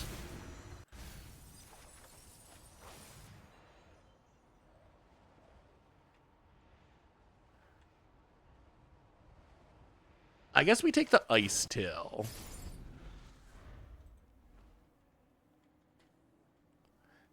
And then opponents. I mean, they're off to a much less explosive start. Last game, they were popping off with the Badger. Well, okay. Just kidding. There's Badger Mill. All right, we have added the Campsite cuisine. We're getting there. That is one of the upsides of all the Universes Beyond decks. Like, I do think it's fun that we can build decks like that. You know what? Let's just pay. We're not doing anything else. Let's just pay full price. No reason to reveal that we have a dragon in hand. Play the land, pass the turn, unimpend. Oh, fishing gear. So I tried to keep it so every card had a person primarily. I guess some of them were a little bit of a stretch with like the Orcish Librarian. But every card needed to have a person doing an everyday activity and something that I could justify as food. So maybe fishing would work. You could argue that they're fishing to like eat the fish. So it might actually work. It might actually work. But that was kind of the criteria. People doing everyday things, and you gotta have food in there. Food and everyday things. Oh, they're a roots deck. Ooh. Oh, really, opponent? Really? I have bad news for you, opponent. I don't really like this roots thing. So we are going to blow up one creature, blow up one enchantment, 0 planeswalkers, exile Day of the Black Sun. Urgent Necropsy looking pretty good right now. Being able to snipe the roots is nice. I do look out for motorcycles for my I hate what Magic has become motorcycle deck, but I believe your deck will have some food synergy. I did not try to add any synergy to the deck. It is literally every card was picked because of the artwork. Maybe there's some synergy in there naturally with food just because there's a lot of food cards. So maybe it'll just happen naturally. Opponent gets back Badger Mole Cub. Boo. Do we play? Yeah, I guess we play Ice Till. Well, let's play Ice Till. Let's start doing the thing. Play the Ice Till. Play a Swamp, mill a card. Play a Forest, mill a card. Ice Till's so good. Oh, chat, I was going to ask you this. So we're going to do a end of the year Commander Clash podcast where we kind of do like an award show type thing where we talk about the best and worst of Commander in 2025 in various categories, you know, overrated, underrated, best card, stuff like that. My first question for you, in the context of Commander, because I assume most of you play some amount of Commander. In the context of Commander, what would you pick as the #1 non-Commander card printed this year? So that would mean Ether Drift, Final Fantasy, Edge of Eternities, Spider-Man, Avatar. Out of those sets, what would be your just number one? So not a legend, not a legend, or if it's a legend you play in the 99, that's fine. But what would your pick be for just top commander card of 2025? Well, I think we need a Scavenger Regent. Scavenger Regent X2. Get rid of the Badger Mole. Get rid of the land. Hot dog cart. No, there's another category for hot dog cart. Don't worry. Most cringe card of the year is also a category. Most cringe is on there too. Sephiroth, I think, is a good pick. Sephiroth is a good pick. The Spider-Man wipe is a good pick. Oh, no. You can include commander sets too. The commander sets count too. Just not a both is fine. But we're doing two separate categories. So one is the best commander of the year. And the other is the best commander card that's not a commander. So like 99 card of the year. Yeah, that's what made me think of it. Because my initial pick, as soon as I saw that category, was I think it might be Ice Till Explorer. I actually think Ice Till Explorer might just be the strongest 99 card printed for commander this year. What is your pick for overrated Mega Magikarp? Yeah, maybe I might have described that. I might have described that poorly. Basically, the best card for commander that is not a creature you're playing as your commander.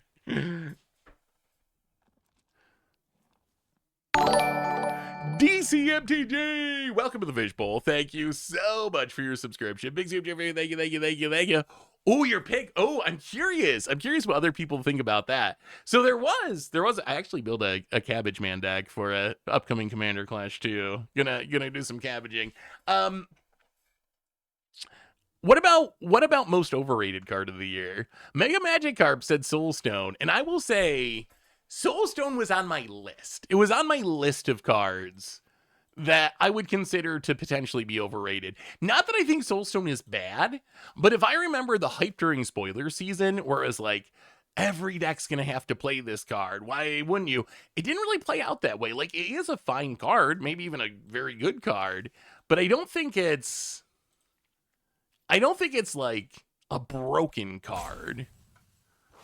And I don't think it's had like this huge negative impact.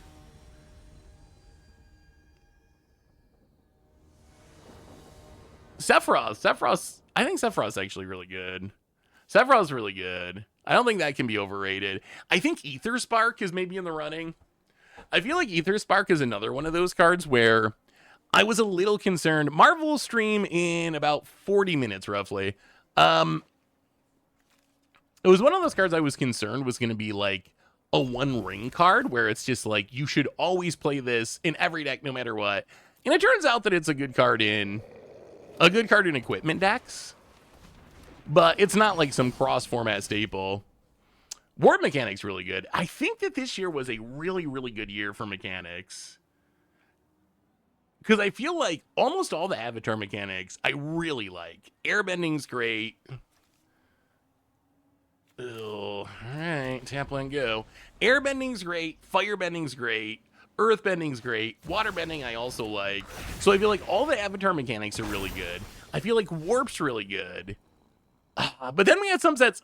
This is like the most polarized year of Magic that I think I can remember. Where... actually, I guess we just... Hang on. I guess we just play the land. This probably makes the most sense. Play the land. Kill the Badger Mole. No beholding. No double mantle for you, at least for now. Pass the turn.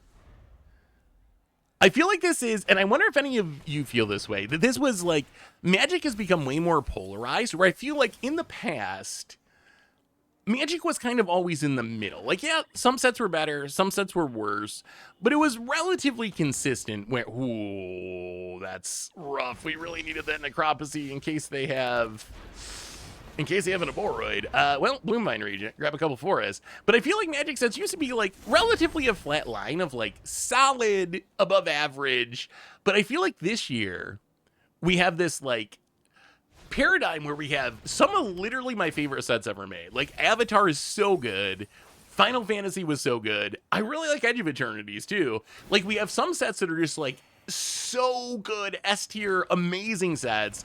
But then I think we also had some of the worst sets ever made this year, which is kind of funny. Like, at the same time, we also managed to have... I got back the Badger Maul again. We also managed to have Spider-Man, which I think is just like one of the worst sets ever made. We had Ether Drift, which I think is one of the worst sets ever made. Yeah, okay, we'll gain you a little life upon it. We're playing Group Hug today. Really? You don't think Avatar's very good? If anything, I worry the Avatar's too good. If anything, I worry that it's too strong. It's been a long time since we've had a set that just like came out and made multiple new top tier standard decks. That doesn't happen much anymore with huge standard and so many years without rotation and all that stuff. Like, you don't usually get that big of an impact, but seeing like the lesson deck, the airbending deck just be straight up Avatar decks. Max speed. Oh, come on now. Really? You also have a... Well, a Boroid, and we can't kill it, and we're dead. That's how a Boroid does. Have you played against Dinosaur Reanimator on the ladder? It seems to be doing pretty well compared from Untapped. Dinosaur, what? Dinosaur Reanimator. Oh, this gotta be okay. I can see that being a pretty good best of one deck. Reanimator is very good in best of one. I have not played much best of one lately. I feel like I might have played against a deck like this once a long time ago. The Foggy Swamp Visions is kind of hilarious because a lot of your dinos have haste, and if you have the Hatcher, they all have haste. The deck actually looks kind of funny. You want to try it? You know what? Let's try it. Let's try it. Let's try a couple games with Dino Reanimator while we wait for spoilers. It's probably just worse Superior Spider-Man from like a competitive perspective. But all right, let's see. So we want Bitter Triumph. So we can kill things and discard cards. Bitter Triumph. We want Melded Moxite. Why are we playing? Are these really the best way to get cards in the graveyard? Foggy Swamp. I do love Foggy Swamp Visions. Foggy Swamp Visions is maybe one of my favorite sleeper cards from Avatar. It hasn't really caught on, and it is tricky to build around, but when it works, it's so funny. That's not correct. Pellini's Hatcher. How about a Trumpeting Carnosaur? How about a Vaultborn Tyrant? Maybe some Galtas. And perhaps Gishath. Perhaps a Gishath or two. Is this deck actually only playing... Wait, how do I... 22 lands? Okay, sure. 22 lands, mono 8 drops. just best of one things. Multiversal Passage. Starting Town. Raccoon Theater. Blazemeyer Verge. What is best of one like?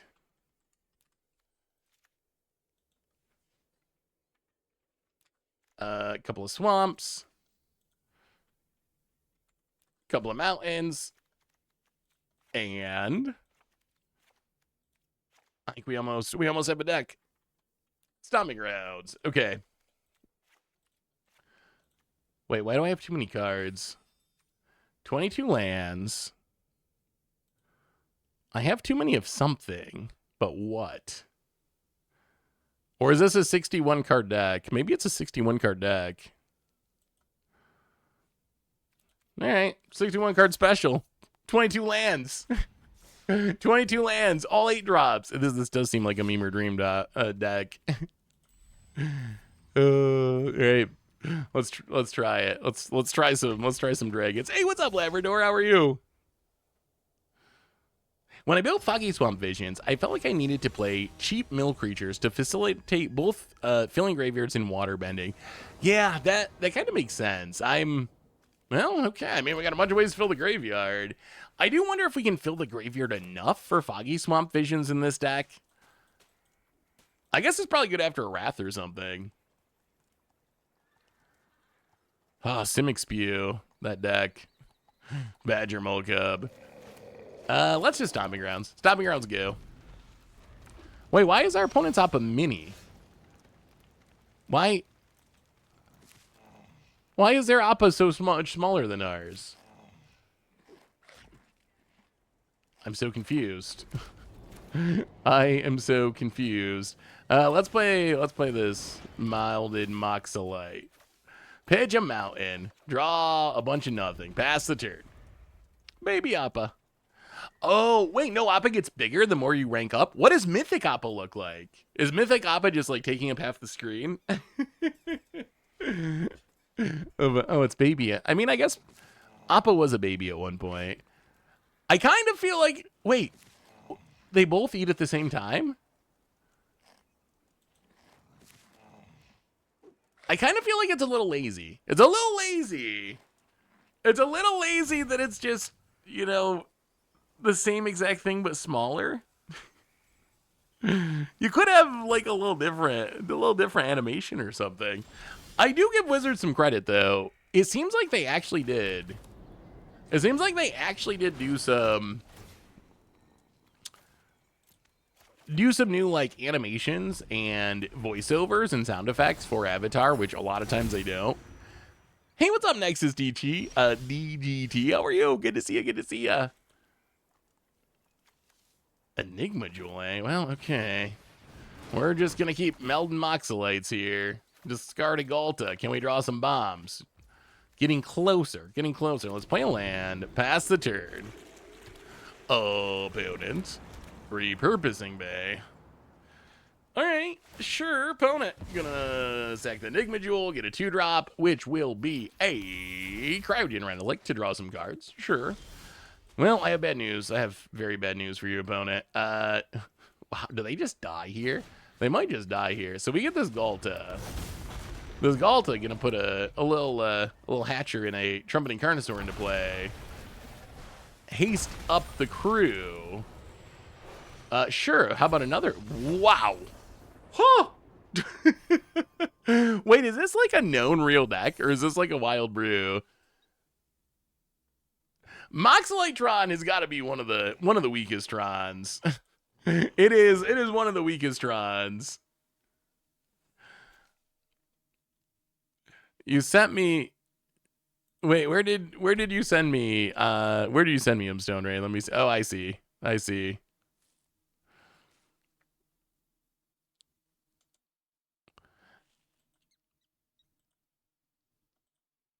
Thank you, Stone Rain.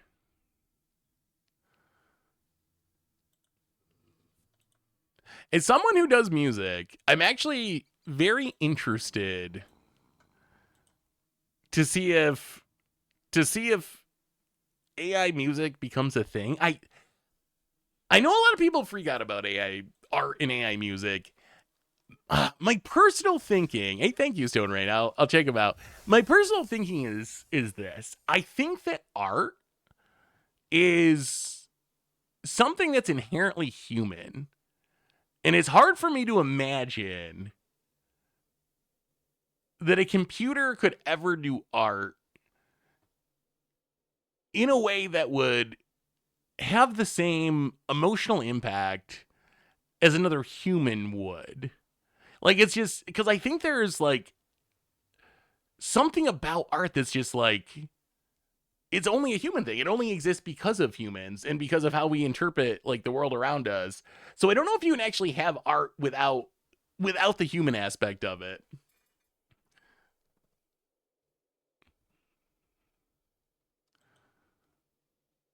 Music is math. AI is really good at math. See, I kind of like, on some sense, I agree with that. Like, on one hand, yes, music can be math. Classical music is very mathy. I definitely remember going to piano lessons and having like people who knew how to play like super good classical music, and the way they would think about music was very much like math. It was like an equation that they were solving. But then you have this whole other side of music that is the side that I think appeals the most to me, that is very unmathy, where you're kind of freestyling and improvising and playing by ear and that aspect of stuff. Very, very interesting. Very interesting.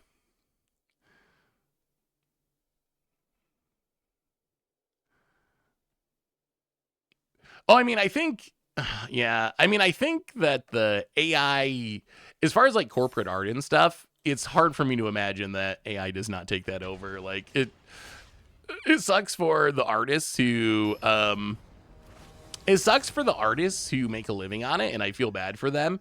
But it's very hard for my brain to see a way where I think there was just like an AI, wasn't there just an AI commercial that went up like for McDonald's or something? I think I saw it on social media like a day or two ago, that it was like this completely AI commercial, and the people said they spent 6 weeks like not sleeping to get the prompts right to make it or something. But like, it's hard for me to imagine that Coca-Cola or McDonald's or whoever, yeah, these big companies, it's hard for me to imagine that they don't go that direction.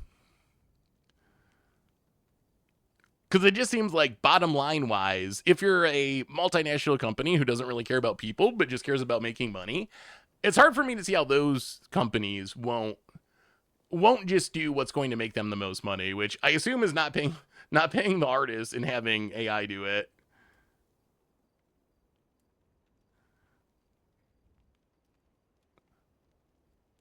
The way of using being likely to have another tool in the artist's toolbox, like choosing to work with physical, digital, not replacing actual people.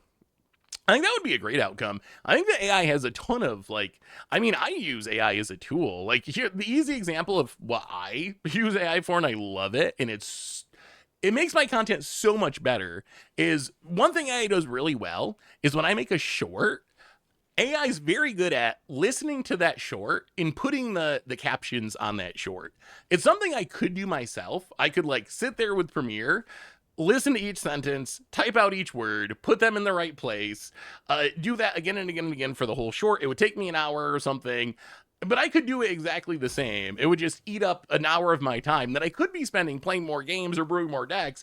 So that's the kind of stuff that I have found AI to be helpful for. Stuff that isn't creative, but stuff that is just like giving me more time to be creative and do the stuff that I find exciting, like adding captions to a short, for example. That's not generative. Oh, okay. So maybe I'm talking about something. Maybe I'm talking about something completely different. But stuff that I was doing before, and then I was just like, wait, I can just have this program. I can have this program do it. Why am I spending an hour typing this out? It's so boring.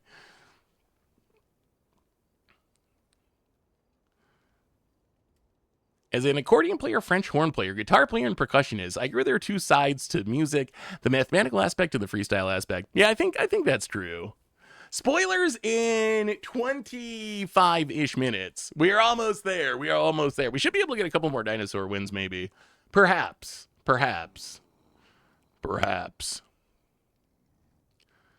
Accordion player.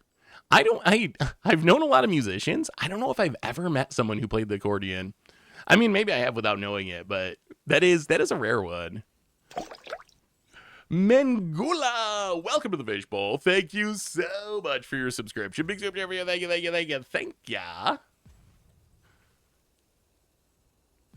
I hope we get some non-commander cards. If it's all just commander cards in the stream, I'm gonna be a little sad. I unironically love Weird Al. I actually kind of think Weird Al is a genius. I actually kind of do. I'm not even ashamed to admit it. I think Weird Al is actually, like, for what he does, I don't think of Weird Al as like a real musician in the same way I would have like someone I would consider like one of the greatest bands ever or whatever. But I actually think Weird Al, he's just like, he's so good at what he does, and he's so funny. Like, do you ever take leave? Don't get me wrong, I love your content, but don't you get super burnt out Rarely crusty back. Although honestly, we do take some time a bit over the holidays. So so it will be a little bit more hit or miss over the like last couple weeks of the year, over Christmas week and New Year's week. So I'm going to take a little more time than normal there.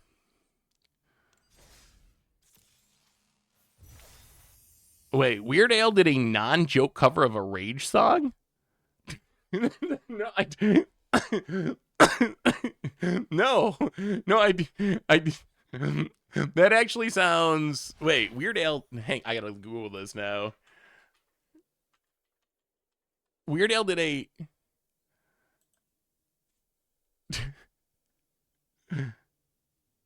Oh, I see. It was a live performance with Portugal the Man. I see. With Portugal the Man in Jorma Takani, who I don't think I know who that is. I know who Portugal the Man is. I'll have to look it up. That's that's so funny. Rage Against the Machines cracks me up because that's a band I always hear people saying, like, "Oh, I can't believe they got so political." I can't believe it. I can't believe they're so political now. Back in my day, they weren't political. I was like, wait, have you ever listened to a Rage album? I think Rage is like seriously one of the most political bands that has ever existed for their entire that's the whole gimmick of Rage. That's their whole thing, like from the very beginning. Yeah, I mean, this hand seems fine. We got Bitter Triumph to discard something, Foggy to reanimate it. Hopefully the Gish have to put some dinosaurs into play. We got to plan. All we need is one more land, and then anything could happen. Oh, no, my goodness. Oh, come on now, best of one. Platty. What are we doing, Platty? Main deck Authority, eh?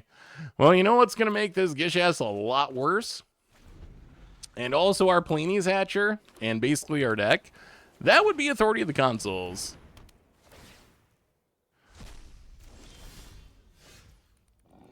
Ugh. Alright, well, we will pass the turn. We are not running especially well this game. Run! I just realized I played a rip.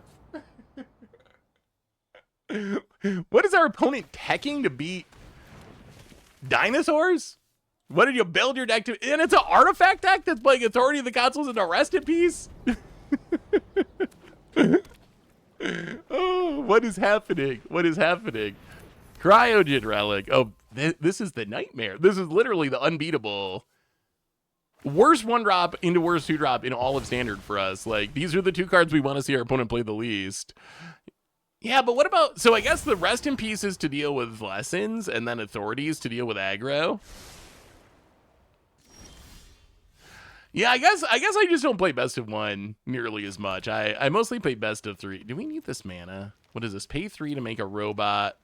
Craft with a dinosaur. All right, we'll hold off on that. Let's play that tapped. I mean, we can make a robot. We make a 2/2. Can that be the Simulacrum Synthesizer?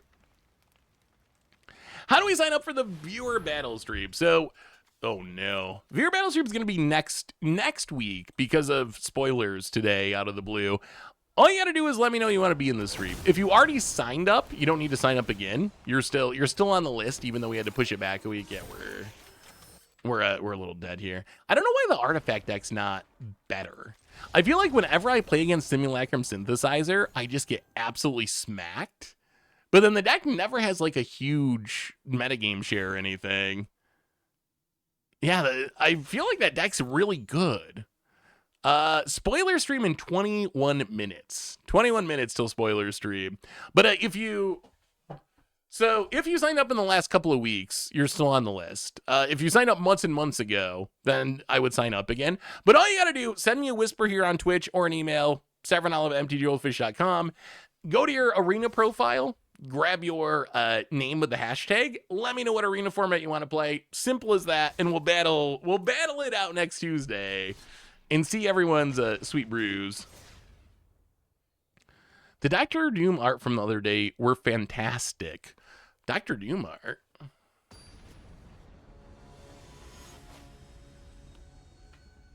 Wait, Doctor Doom MTG. Wait, is it Doctor Doom Magic Art?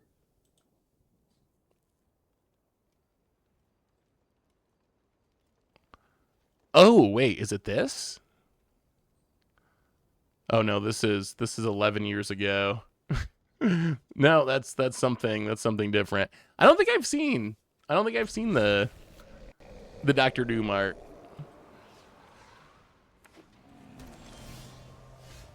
Well, let's start with a starting down. Anyway, Seth, if you want to play it, feel free. Otherwise, no problem. Oh yeah, let me see. I got you. I got you, Stone Rain. Let's play the Melded Moxilite.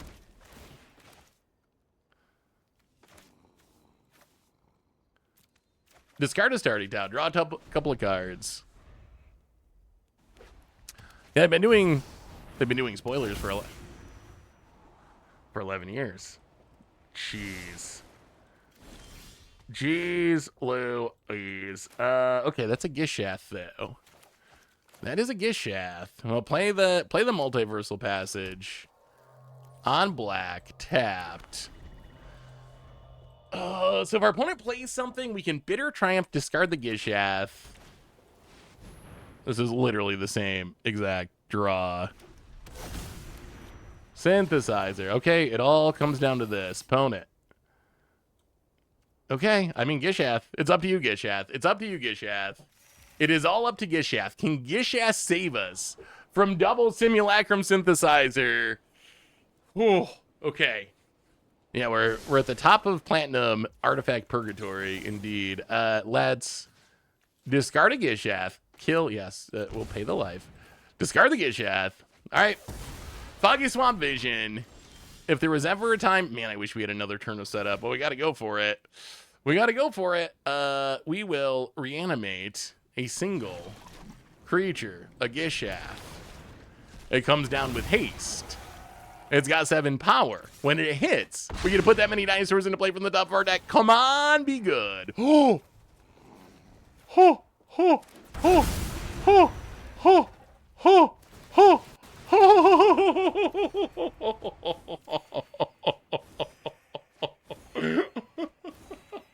Oh, we might be okay. We might be okay. I think we might be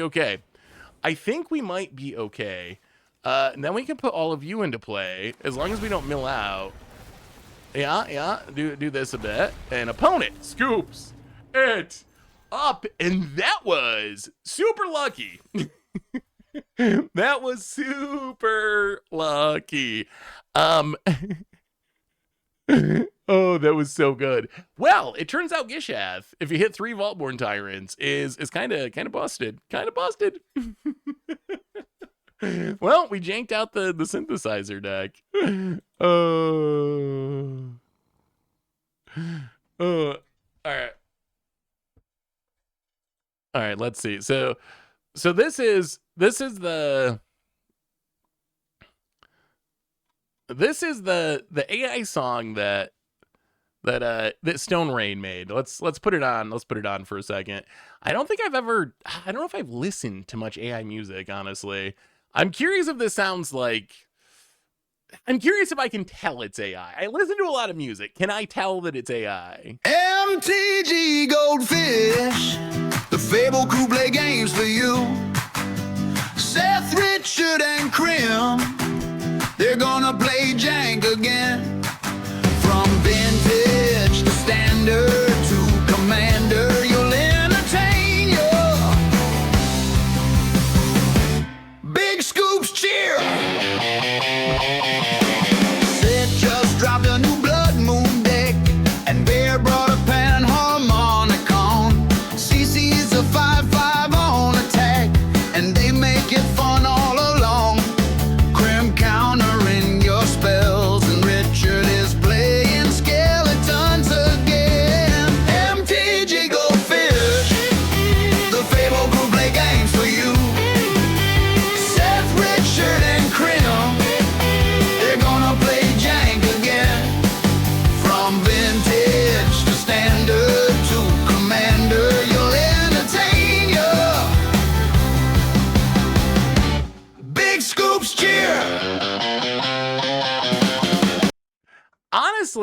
honestly, pop music might be dead. Pop music might be dead. The lyrics are hilarious, Stone Rain. I feel like well, we got to update. The lyrics are cute. I really like the lyrics, Stone Rain. I think you nailed it. Thank you for spending the time to write out all those lyrics. That's super cool. As far as the song itself, I guess it's better than I would have expected for being an all AI song. I guess there was nothing. I guess I didn't pick up on anything in specific where I was like, oh, that's, you know how if you look at a picture and you're like, I have, an extra finger or something that sometimes you can tell that it's AI pretty obviously. There was nothing that stood out to me where I was like, okay, that clearly is a giveaway that it's an AI song. I actually kind of think that maybe pop music ends up being, I mean, in some sense, pop music has always been generated, right? Like, I already think of pop music as being, in some ways, the same thing as AI music. I can see the vocalist being a little bit AI sounding, although, like, could also just sound like someone who processed their stuff too much. It did sound a little bit like a sitcom theme song.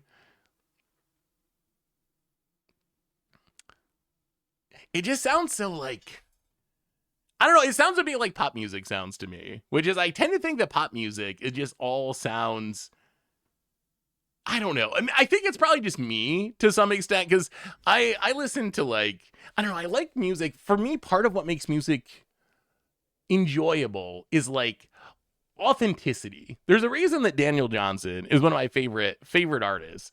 And I don't know how many of you have ever listened to Daniel Johnson. If you've never listened to Daniel Johnson, I would encourage you to listen to Daniel Johnson.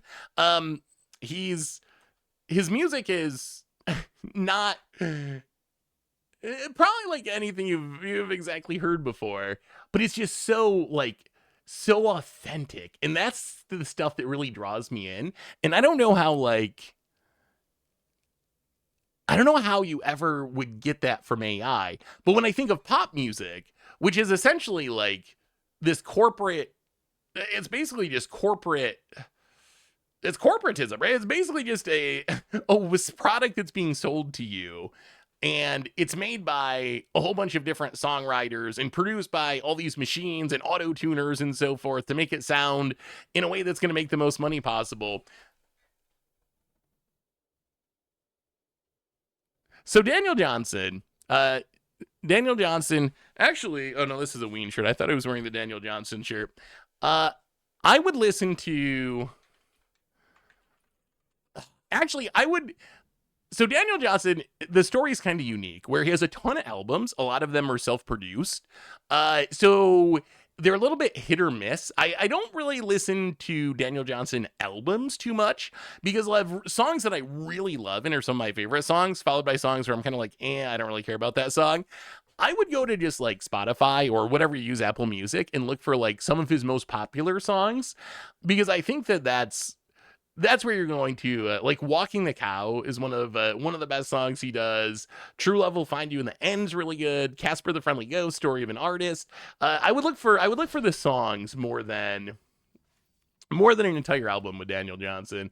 There's also some like later in life stuff before he died, where he did like a tour with Wilco, where Wilco was the backing band. Some of that stuff is also really good. But he's someone who, it blows my mind. I have so much respect for this, but he started making music. He was from Austin. He started making music, recording it in the 80s on a 4-track tape player.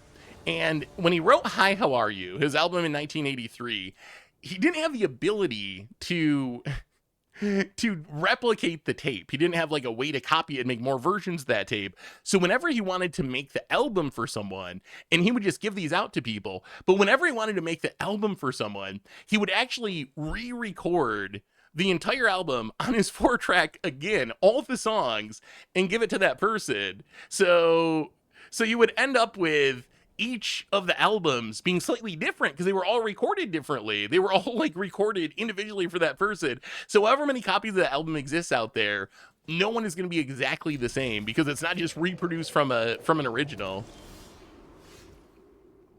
But yeah, true. Yeah, you might have heard True Love Will Find You in the End somewhere. That's maybe one of his more well-known songs.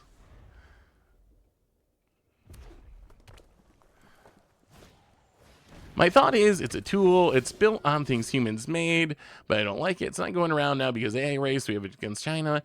Coming now. It's coming now no matter what. Yeah, I mean, I don't think we can really solve the AI debate in the stream chat. Probably. I think it was cool to see the song and the lyrics, but I don't think we're gonna say it's like this is just like such a big real world issue that I don't think it's something we're gonna be able to solve. I feel like it's probably one of those things that is just out of my control, and all I can really control is how I interact with it personally and so forth. But I can't really control what the rest of the world does, and we'll see how it turns up. I'm definitely a little nervous about what could happen because of AI, but we'll see. Hopefully we don't all die. I mean, that's the secret, is just mispronounce things. The AI is not going to be able to copy me. My two techniques for dealing with AI: mispronounce a lot of stuff so the AI can't copy you, and then if you ever talk to the AI, ask them to kill you last when it comes down to it.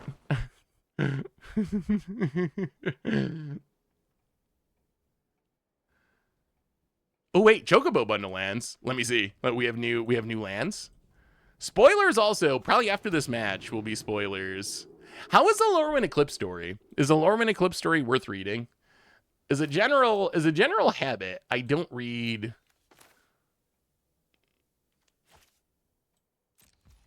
As a general habit, I don't read Magic stories. But if they're especially good, I will read them. I don't know if Lorwyn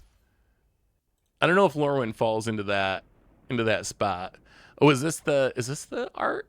I see the story. That is a pretty nice piece of art.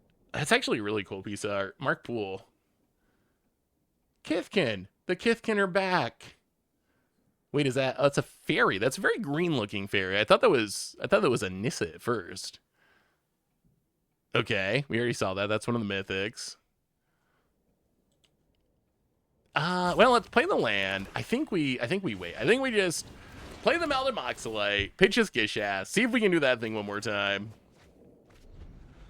My mom gets mad when I don't say thank you to her Alexa because she thinks I'll be the first to be executed during the uprising.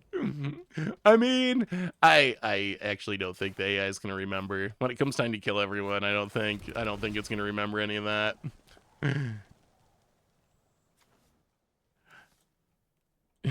I've just been doing Magic for so long, and in my head, I think of Magic lore during the time that I've been doing this.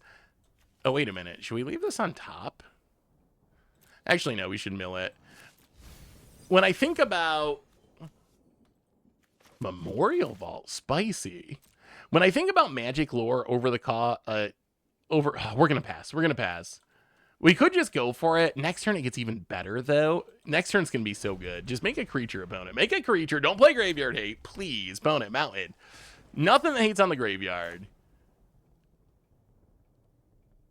We want to get the Carnosaur in the graveyard, and then I think we just win with Foggy. Foggy actually seems good in this deck. It actually seems really good.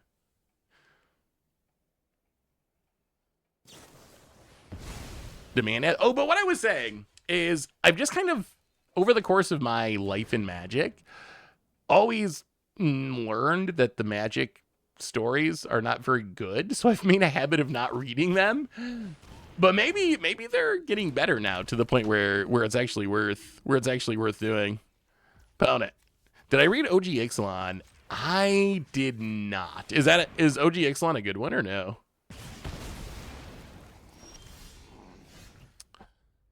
In a perfect world, content-wise and personally, do you prefer playing Magic online over in person, or is it the other way around? Ooh. So I'm very comfortable playing online because I've just always done it that way. For content in specific, so if I'm just playing casually, I think it's a lot of times more fun to play in person. For content, it's tough. I think that digital just has so many upsides for content. We're gonna go for it. We can reanimate 3 things. It's just a lot trickier. Oh, we can't even animate everything anyway. All right. Well, let's reanimate 3 dinosaurs. Here they come. Here they come. Make some eggs. Vaultborn. Man, Vaultborn's so good. Draw some cards. Go to combat. Sack an egg. Make a dino. Oh, we could have played a multiversal passage untapped. I mean, I don't think any of this actually matters. Bone it. A little bit dead. But making paper content is a lot harder than making digital content. That's what I was trying to say. I have not tried Riftbound yet. I see it's getting a lot of hype. A lot of people I know from Magic are now playing Riftbound. But the thing I run into with Riftbound is they don't have any digital play. And it's one of the other upsides of living in upstate New York. There's just not a lot of LGS type places that are close by. So it's not that easy to like just get in a game of Riftbound. But I don't know. I've heard good things about it. Yeah, I see the stream is coming. Do they not have a title for their stream? It just says Magic Knock. Wait. Yeah, well, we'll see. We'll see what happens. We will see what happens. The transmission is starting soon. I know they said Rachel's doing it, and Rachel Weeks is pretty awesome, so that part should be sweet. Hopefully it's not all just Commander jank, and we get some main set stuff too, but we're going to find out. We're going to find out momentarily. I guess I probably technically Western New York. It's someone from New York. We just say upstate, and it refers to everything that's not the city, basically. But if you're not from New York, you might think of upstate as being like just outside of the city, like Westchester or something. No, I'm more like Finger Lakes, Western New York.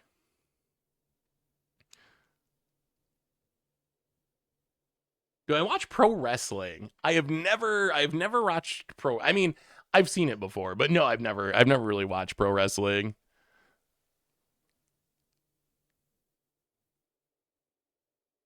Do we have a release date? A release date for this? Let me look it up. I know it's like mid next year, June. So 6 months from now, roughly. We don't have an exact date in June, but it releases in June. I don't think we have any spoilers from it. We got a little bit of art that we saw back at one of the Magic Cons when they were announcing all the sets.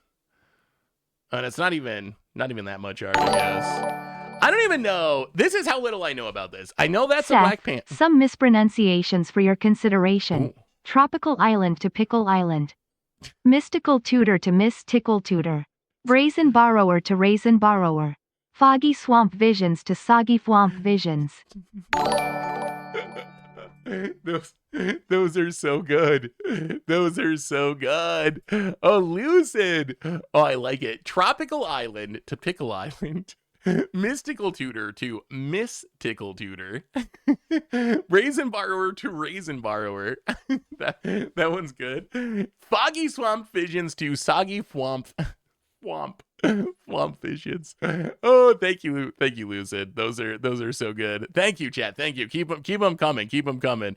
Matt Constant, welcome to the Fishbowl. Thank you so much for your subscription. Big Zip Jeffrey, thank you.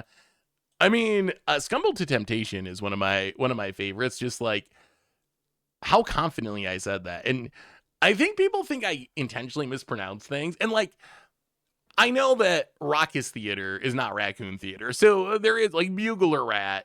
I know, that's kind of a meme. So some of those, I guess, are intentional mispronunciations, if they even count as mispronunciations. But I also am just like bad at saying things. Perhaps a little dyslexic or something, maybe. I don't know. Like sometimes the letters just come out wrong. I think really what it is like I think I read like the first 3 letters of a word and then just guess at the rest mostly.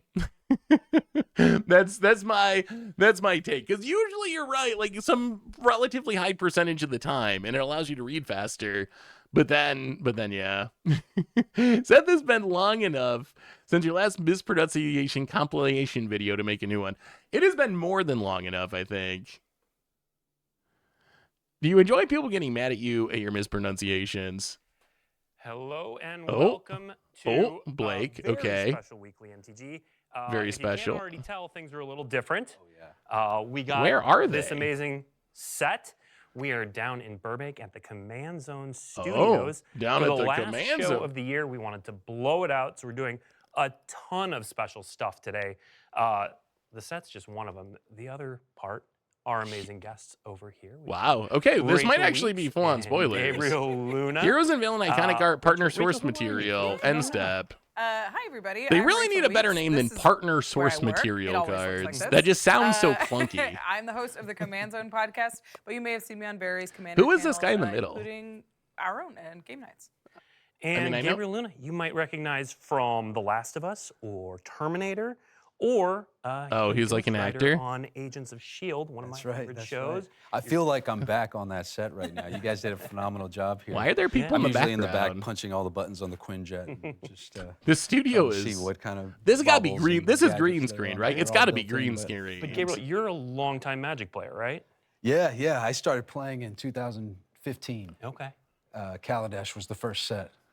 And I just, when my little brother, Timothy, It's he wants me kind of call him cool the to younger actually brother. have. It's like, I'm not little, dude. I'm 41 It's kind years of old. cool to have an but he, actor that actually plays he Magic, introduced me because to a the lot of game, and times it the was people they just- bring in don't seem like they actually all play the things Magic. I love. It's I've been a boxer since I was 12 years old, and it has so much of that kind of pugilist element to it, and chess and poker. And, No and cards yet. just Coming, all of coming, these different hopefully kind of soon. characteristics.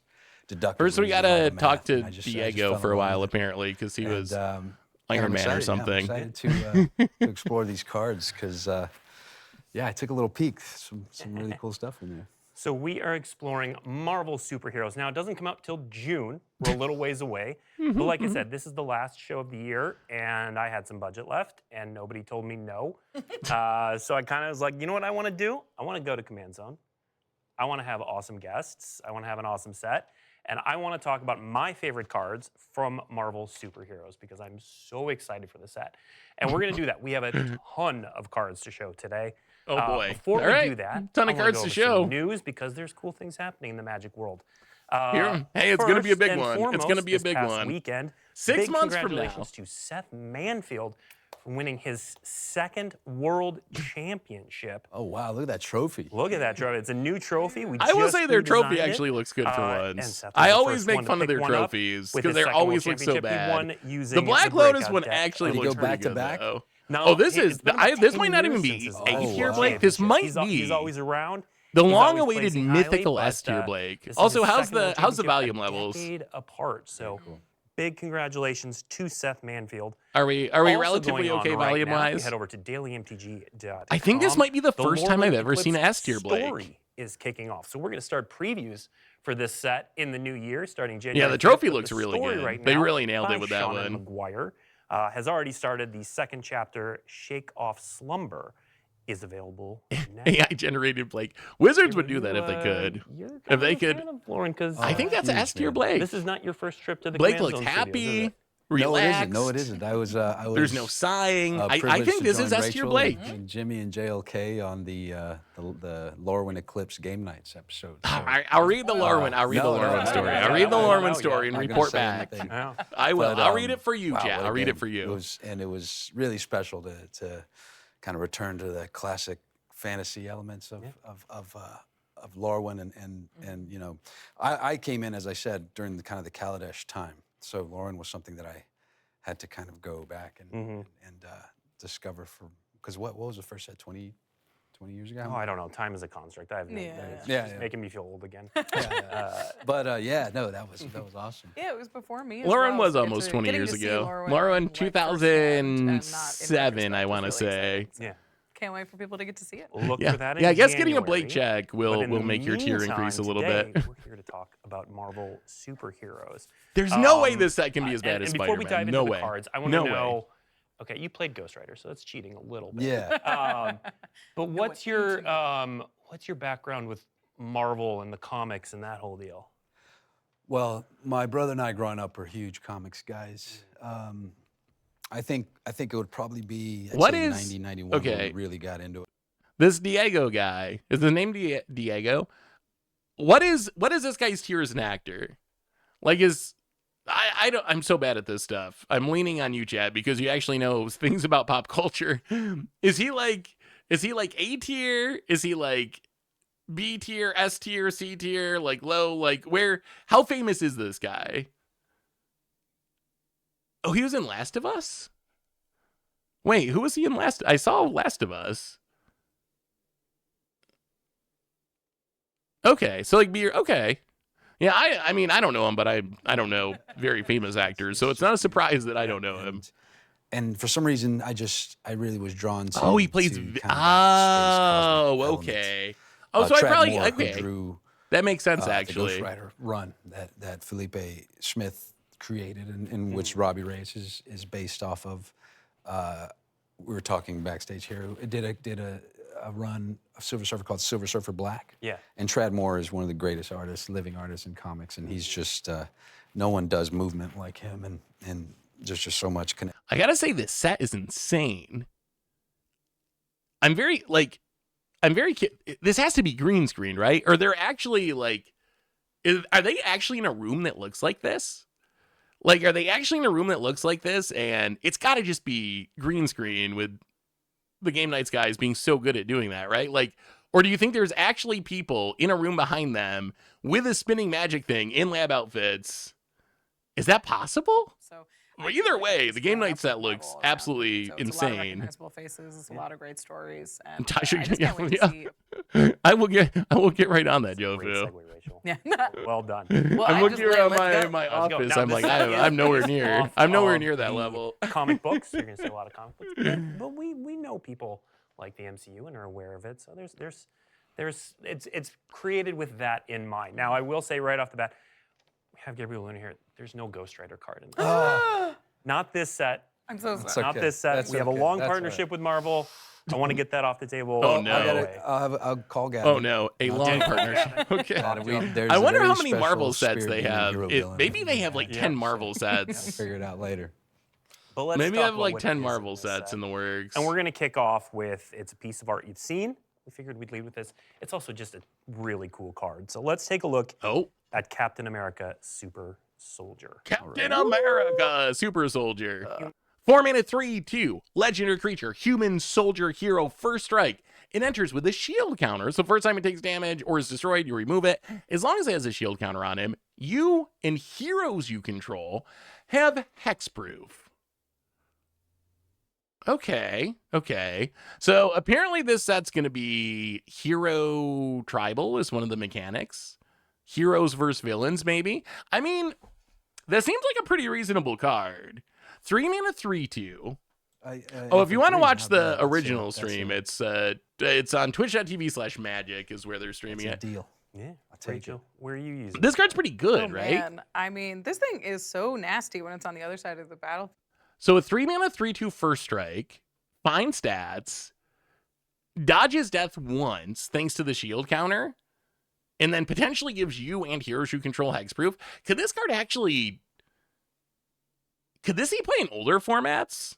Something That's the I full shtick, yeah. got excited about. Yeah, the set symbol looks actually very bad to me. Is that like a logo for Marvel or something? Does this have some connection to Marvel fans? Because otherwise, that looks like one of the worst set symbols. That they've ever made. Secret lair cards. Yeah. I don't know if you run Yeah, it. that is the narrowest M ever. You could lift it. Maybe it's just the way it looks on All right, let's move on on this to crop our or next something. But card. it So seems this like it should next be card, wider. We're sticking in the color white, Oh, but this Thalia, is for me was one of the more evocative Mother of Runes. in this set. So, Giver of Without Runes. any more to do, the Squadron Sentry Golden Guardian.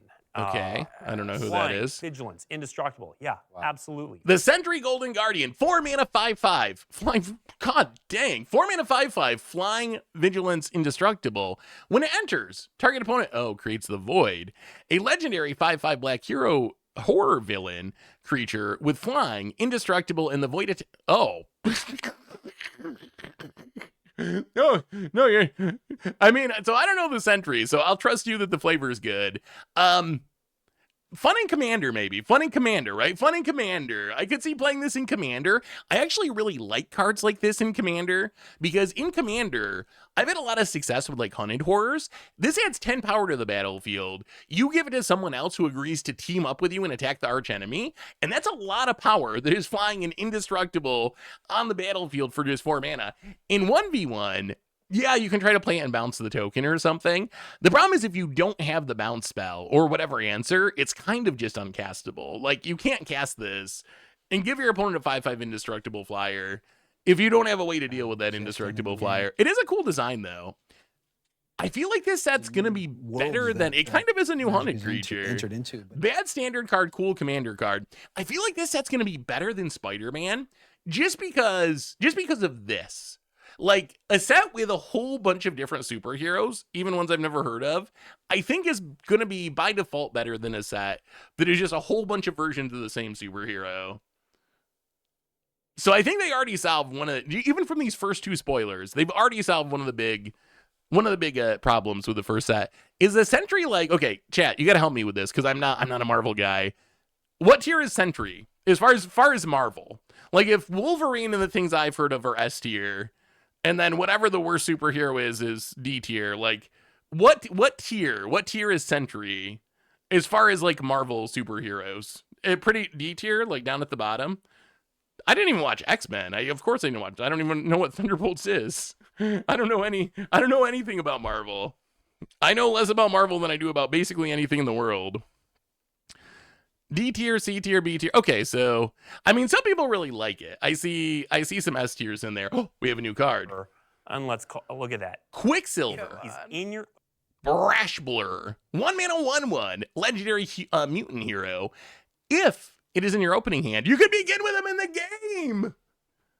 Haste. Power up. Put a +1/+1 counter and double strike counter. My God, that's a cool design. That is such a cool design. I feel like there's a Hearthstone. Is there a Hearthstone card that does this? I mean, so it actually is it's actually relatively safe. It is kind of super hazed. I mean, it is the Brash Blur after all.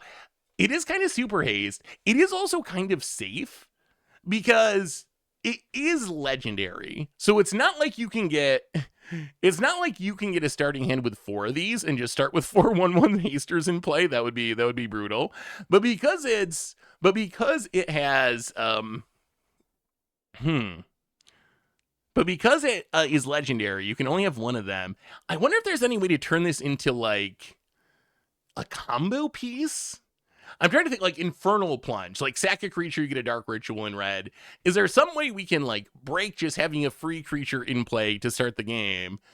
It means we can essentially have, I guess you could do that with like a Memnite or a Kobold or something. So maybe it wouldn't change anything. That is a cool card. Yes, that gives This one of the things I have always said ever since the beginning of this. One of the things I love about Universes Beyond is they do these top-down designs that lead to really interesting gameplay designs. And I think this is one of those cards. Like, they're trying to capture this super quick superhero thing, apparently, which I don't even know who Quicksilver is, but whatever. They're trying to capture this super quick superhero. And you end up with this cool mechanic of it starting in play, which is something we've never seen before. I mean, good for red aggro decks. Good with red Leyline, probably. Can we get a turn 1 win? Is there a way we can win on turn 1 in standard with this with Leyline? Probably not.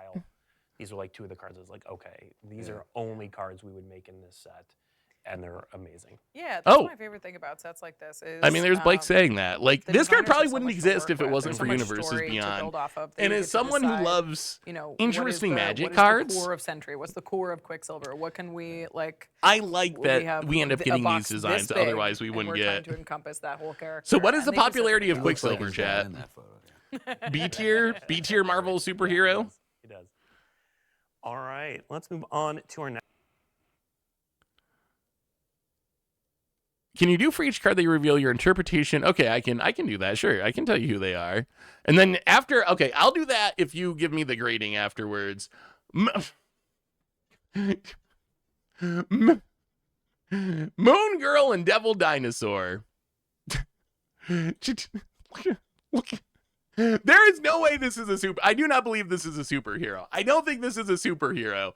Look at that girl. There's no way.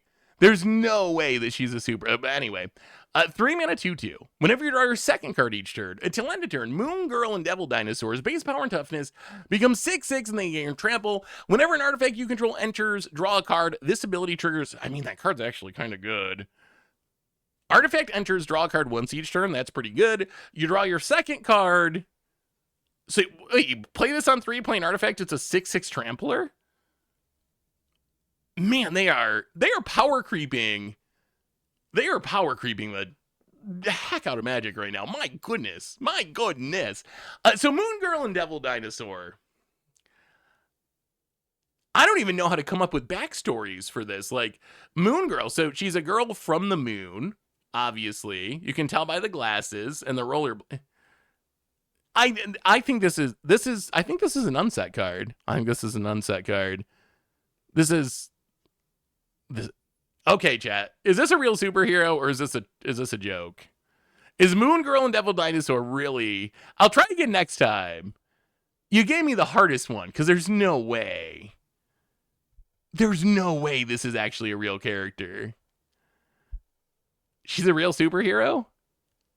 Wait, so you have like Wolverine and he goes out and fights Moon Girl and Devil Dinosaur? It's gotta be a joke. It's gotta be a meme. There's no way. I still don't believe it. It's gotta be a meme. It looks like a meme to me.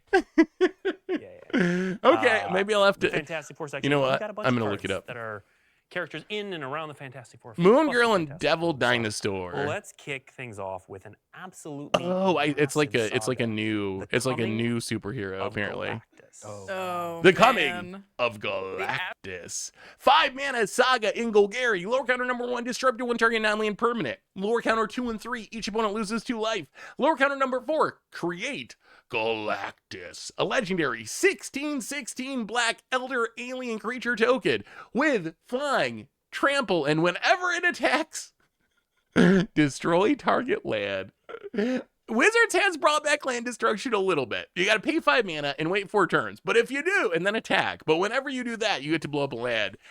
So Galactus, this has to be some super powerful evil alien from outer space. Like, I assume he goes around and destroys worlds based on the destroy a land flavor.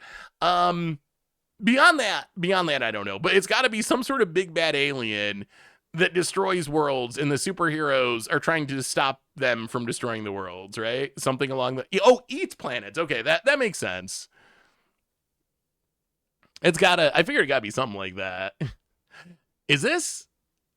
I know who that's the Hulk. I can recognize that. That's the Hulk. And then... Stretchy McGee? Stretch Armstrong. Who's the oh, that's not even the Hulk. Oh, the Thing. Who's the long arm guy? Stretch Armstrong? And then Fan Hands. I don't know who Fan Hands is. If you're expecting me to know Marvel characters, you were in the wrong stream. In my defense, I have been very upfront about not knowing Marvel for like 10 years now. Valkyries, I guess. It's a running joke. Yeah, that was one. Oh, it's invisible.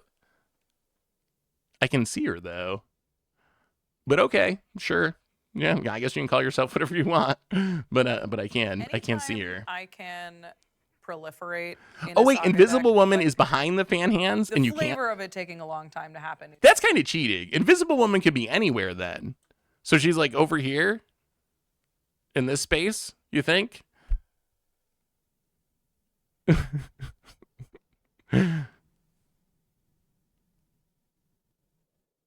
She can do more than... Oh, okay.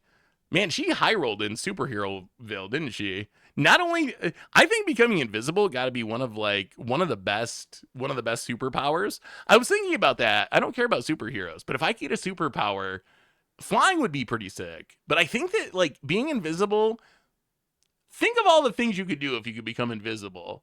If you could be invisible and have fan hands, you would be unstoppable. You'd be unstoppable.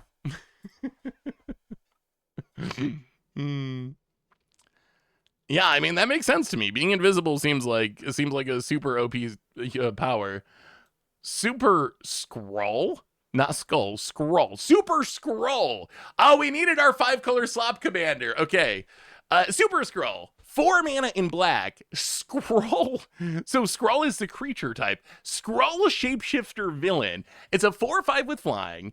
You can pay, it's like a Kenrith style card. 2 and a white to make a colorless 0/4 wall creature token with defender. 3 and a green to give it +4/+4 until end of turn. 4 and a red to deal 4 damage to target creature. 5 and a blue, target player draws 4 cards. So this guy, okay, he's got a big rocky arm. I don't understand the scroll thing. I feel like this has got to be some sort of like, But his creature type is also Skrull. So there's a whole bunch of Skrull, but he has the super version of the Skrull. The Skrulls, are they also like aliens? Oh, wait, he absorbs the oh, wait, so that's like the stretch arm from the other guy, the rock arm from the thing you were telling me about. Where's the fan hands? Wait, does this mean he can turn invisible too? See, if I knew more about the Fantastic, it makes sense now. So he's a villain. So is he the main villain of, he did kind of absorb Kenrith. Is he like one of the main villains of, what'd you say, Fantastic Four? Interesting. I mean, that is actually a pretty cool design. Not sure, well, 4/5 flying for 4 is actually kind of above the curve. And it's got a ton of text on it. Pay 6 to draw 4. That's actually a playable card. This card might actually be kind of good. It might actually be kind of, I mean, I imagine, yeah, Moon Girl is my least favorite so far. I do not understand Moon Girl Devil Dinosaur. Also, why does she have a Devil Dinosaur? The more I think about that character, the more I... answer me this, chat. Is Moon Girl, was she created in the last, like, 5 years or something? Is this, like... Or is Moon Girl, if you go back to the 90s and the 80s, was Moon Girl, like, always part of Marvel? Or is this, like, they needed a show for Apple Plus, so they created Moon Girl and Devil Dinosaur 2 years ago? Is it one of those kind of things? Okay, that makes sense. Invisible, you can see her though. You can still see her. Invisible Woman. Oh, I will say this. Oh, this is a commander. Okay, so this is Marvel Commander. I was gonna say the set symbol. Here. So first, it's looks got a little at the better. beginning of combat on your turn. So 3 mana for a 3/3 legendary human hero. The mini combat on your turn. If you've cast a non-creature spell this turn, hey, it's the ability from the last guy. You make a colorless wall creature token, and whenever you attack, so the guy did steal. Man, I guess there's actually some good flavor on these. Whenever you attack, you can pay. Not Wooburg. Wooburg minus black. When you do, target creature gets +1/+0 until end of turn for each creature you control and can't be blocked. Ooh, that's a 4-color commander. It's fan hands. Actually, okay, so I think I know this character. You can turn invisible, apparently, and got the fan hands.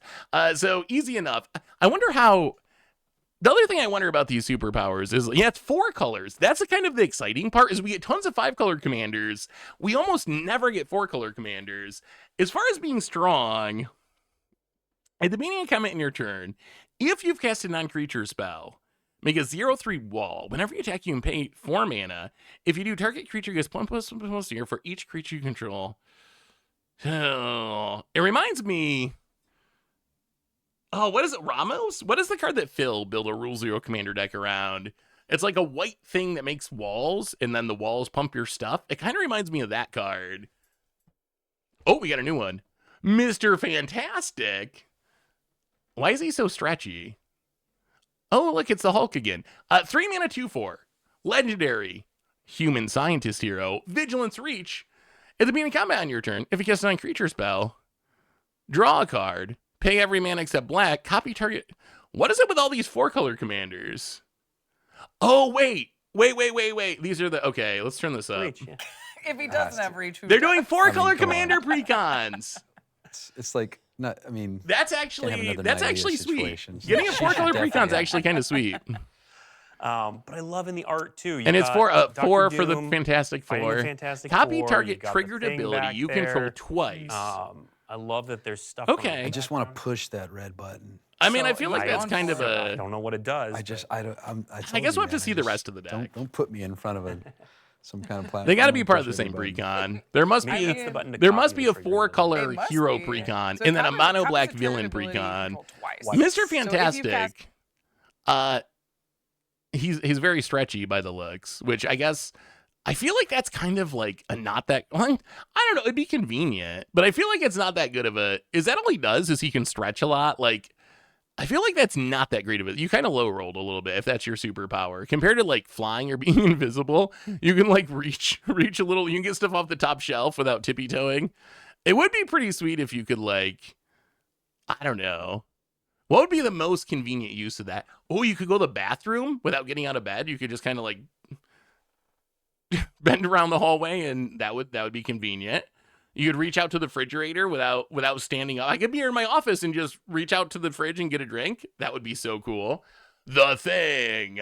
6 mana for a 5/5 trampling human hero. It's at the beginning of combat on your turn. If you cast a non-creature spell this turn, put 4 counters on the thing. And whenever the thing attacks, you may pay 4 mana. When you do, double the number of each kind of counter on any number of target permanents you control. Well, that part's kind of sweet. Any kind of counter, double it's actually very, very, very strong. Oh, it's the Thing. Is the Thing and the Hulk the same? They can't be the same, right? Oh, the Hulk is green. The Thing, okay, the Thing. He's like made of rock and very strong.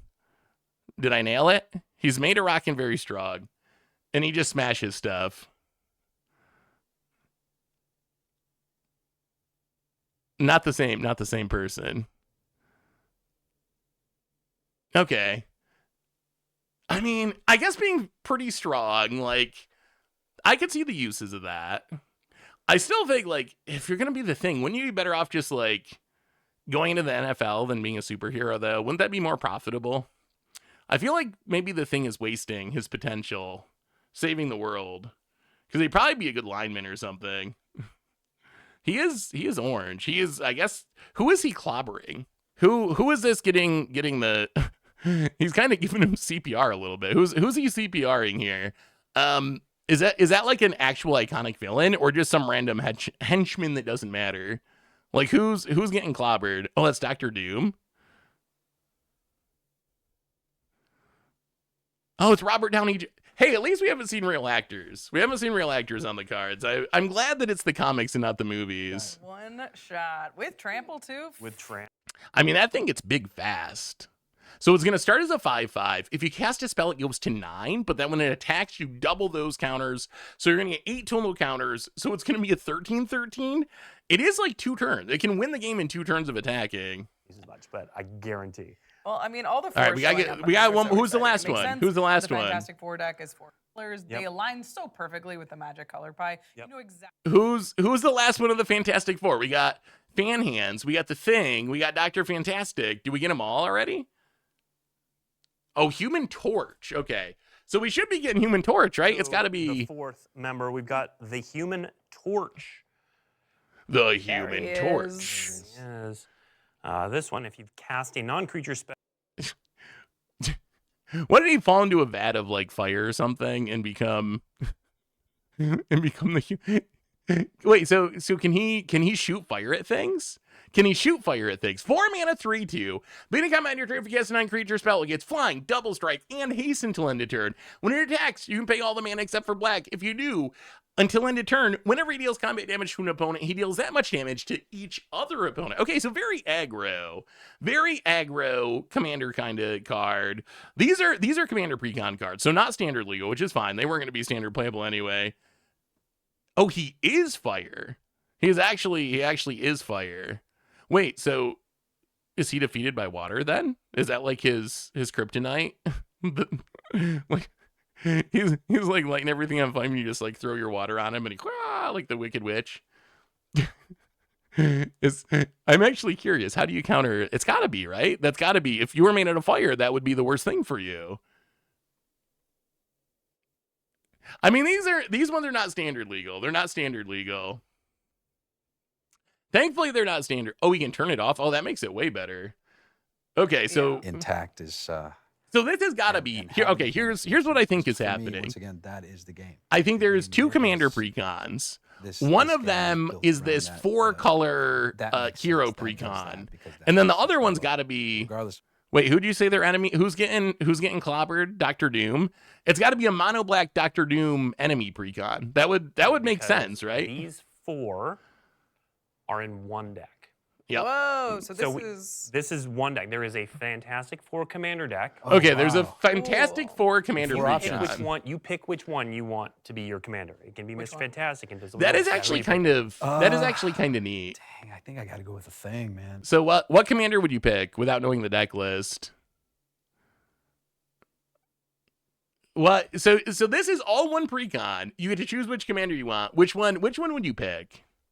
I guess it's hard to say without knowing the But deck then list. Sue gives you enough protection to get there Yep. with all your other guys. So it's I very feel cool. like I'm Human sure Torch. you can rule 0 some table somewhere and just be like, they're all 4, Mike. not at my table. Human are you Torch might kidding? be, They're so just take scary. a or the Sharpie and thing write might be the partner at the bottom. strongest.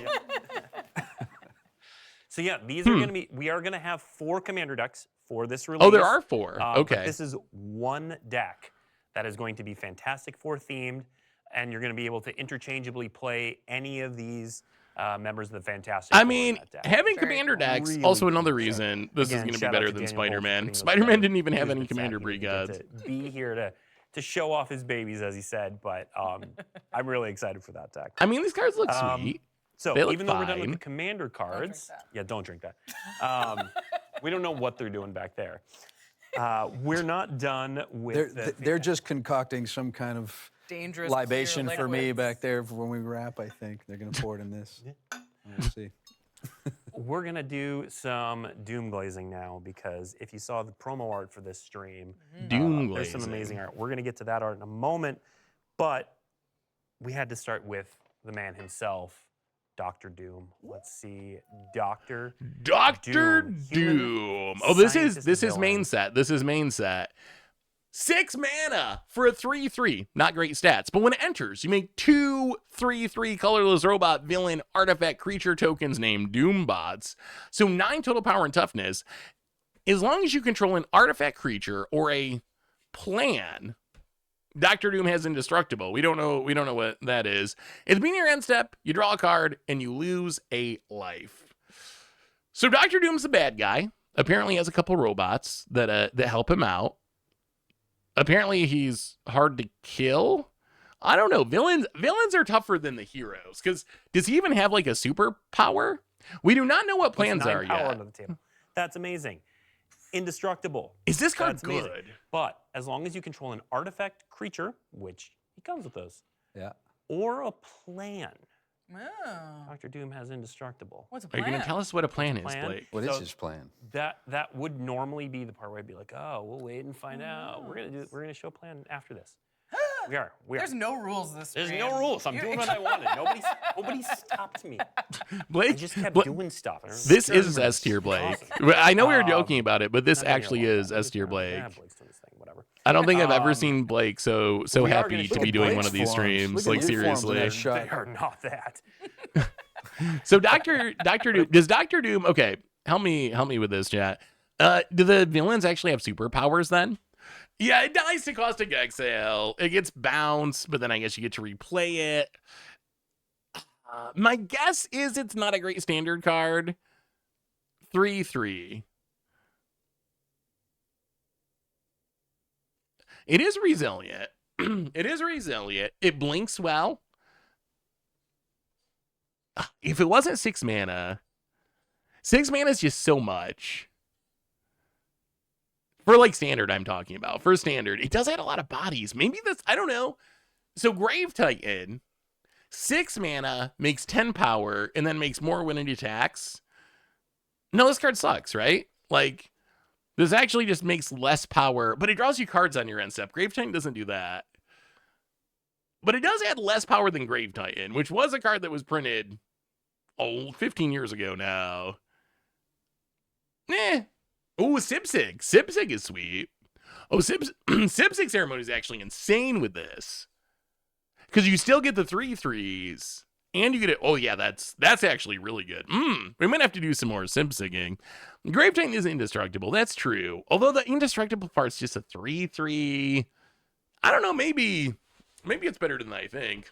There was just a comic book arc. Oh, where here's a Doom plan. Took over the world.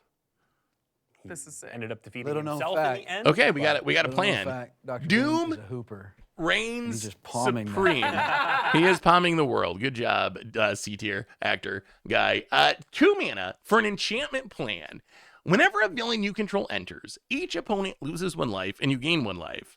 Put a plan counter on this enchantment. When the 5th plan counter is put on the enchantment, sack it. When you do, target opponent exiles the top 5 cards of their library. You may cast up to 2 spells from among the exiled cards without paying their mana cost.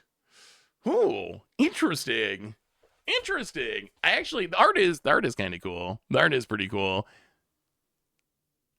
This card, so it's for a villain deck, right? You got to be playing a bunch of villains. But if you're playing a bunch of villains, you get like a ETB Blood Artist style drain for 2 mana on an enchantment, which is fine. And then once you play 5 villains, you steal some cards from your opponent's deck and you can play 2 of them. So I think the question is going to be, I think it's exactly what you said, Kajuk Knight. It's going to depend on the villains. If we have a bunch of, what this needs. Dr. Doom and his plan. So this is a 2-drop. What and the this Doom needs was is what, cheap 6? villains. Yeah. It needs cheap villains. You If can villains really- are all you can like really Dr. line this. Doom, You can like have a these Doom big curve. 6 mana mythic Real Doom bombs, clock. The Doom it's going to be curve. very hard to make this work. Yeah. If we have like 1 mana villains, 2 mana villains, Look, My wife loves then I fun. think You- then you I think guys this had a card really might funny actually be joke good. the Let's other day, see what didn't we you? have currently for And you laughed the villains. hardest. So Our love it. I current love villains in wordplay. standard. so these are fun. They're sort of. Well, we actually have 50. Okay, so Yeah, a little bit. one thing we It- talked it- about it, is the like, possibility of the really Spider-Man set says synergizing with the focus Marvel down sets, thing and it and looks the like to role some play. extent it's going to, I think this is a ton because of fun. And this is the other there side are of the hero 50 question. villains They in have standard some already. for heroes with Which Cap, are, I and think, this is all from the Fast Forward. Spider-Man set. So we already have like Lady Octopus, we have Segues. Common Crook, We Flying are in the villain Octobot. section. Are we doing It says it? heroes and So maybe we villains. actually get We're in the get section. We an can actual do it, villains too. deck. Oh yeah, of course. Hydro Man, we Not saw on that the earlier. Jackal is apparently a villain. I know. I love Doom. He's not Moreland. card in this Yeah? preview. In this preview. What? Eddie Brock. What? Okay. I mean, Okay. It's not the next card, but the next card is actually, it's super cool for comic book fans because it tells that story of the Thunderbolts conspiracy. All So right. enchantment. This one's The Thunderbolts conspiracy. I got no idea what that is. I don't know who these people are. But it's a 4-mana enchantment with Flash that says whenever a villain you control dies, return to the battlefield under its owner's control with a finality counter on it. It's a hero in addition to its this has to be the villains becoming the good guys, right? That's like the flavor of the card. Is the villains becoming good? They turn from evil to good. Is this set gonna be Is this set gonna be mono black versus the other 4 colors? It kind of seems like maybe that's where they're going. I mean, in a villain deck, this is really strong, right? You can even flash it in. I wonder if Wizards' goal is, and I don't know if this would be good or bad, but I wonder if their goal for standard is every set that we get, you get like 1 or 2 decks of that set that are almost pre-built decks like Lessons, where you just put a bunch of cards from that set together, and you essentially have a very good standard deck. And then hopefully the next set does the same thing, and the next set does the same thing, and you end up in a standard where you have, Avatar battling against the villains from Marvel superheroes, battling against, I don't know, warp space creatures from Edge of Eternities. I kind of feel like that's where Wizards is trying to go with this. Very good with Sipsig. Everything's good with it. We're gonna have to build a villainous Sipsig deck, apparently. I mean, it is 4 mana. It is 4 mana. So even in a villain deck, it might just be too expensive. Like, the ceiling's very high, but it's a card that depends on you having other cards on the battlefield, so the floor is going to be pretty low, right? Like, the ceiling on this card is you get a bunch of villains, your opponent rasts, you flash this in, they all come back, it's absurd, you win the game. But the floor is, you draw this too late, your opponent's, you know, picking your stuff off with Combustion Technique and bouncing it with Boomerang Basics, and this card's just like 4 mana does nothing in your hand. So maybe this card's not actually. We're still gonna have to wait and see what the villains look like. I think that's still Other types. It doesn't mean they're still not what a we need to villain. see to Every villain's a really hero go in from their own there. minds. Yeah. Oh, it That's is true. cute. Yeah, That's every true. time, The best Especially heroes. Doc. every time there's finality counters, Now someone I'm says gonna good with artistically Solemnity, state in this but I don't know video if I've ever seen my anyone use favorite Solemnity to remove card that is a to remove villain a in this finality set, counter. is right up front on the left side. Baron Helmet Zemo.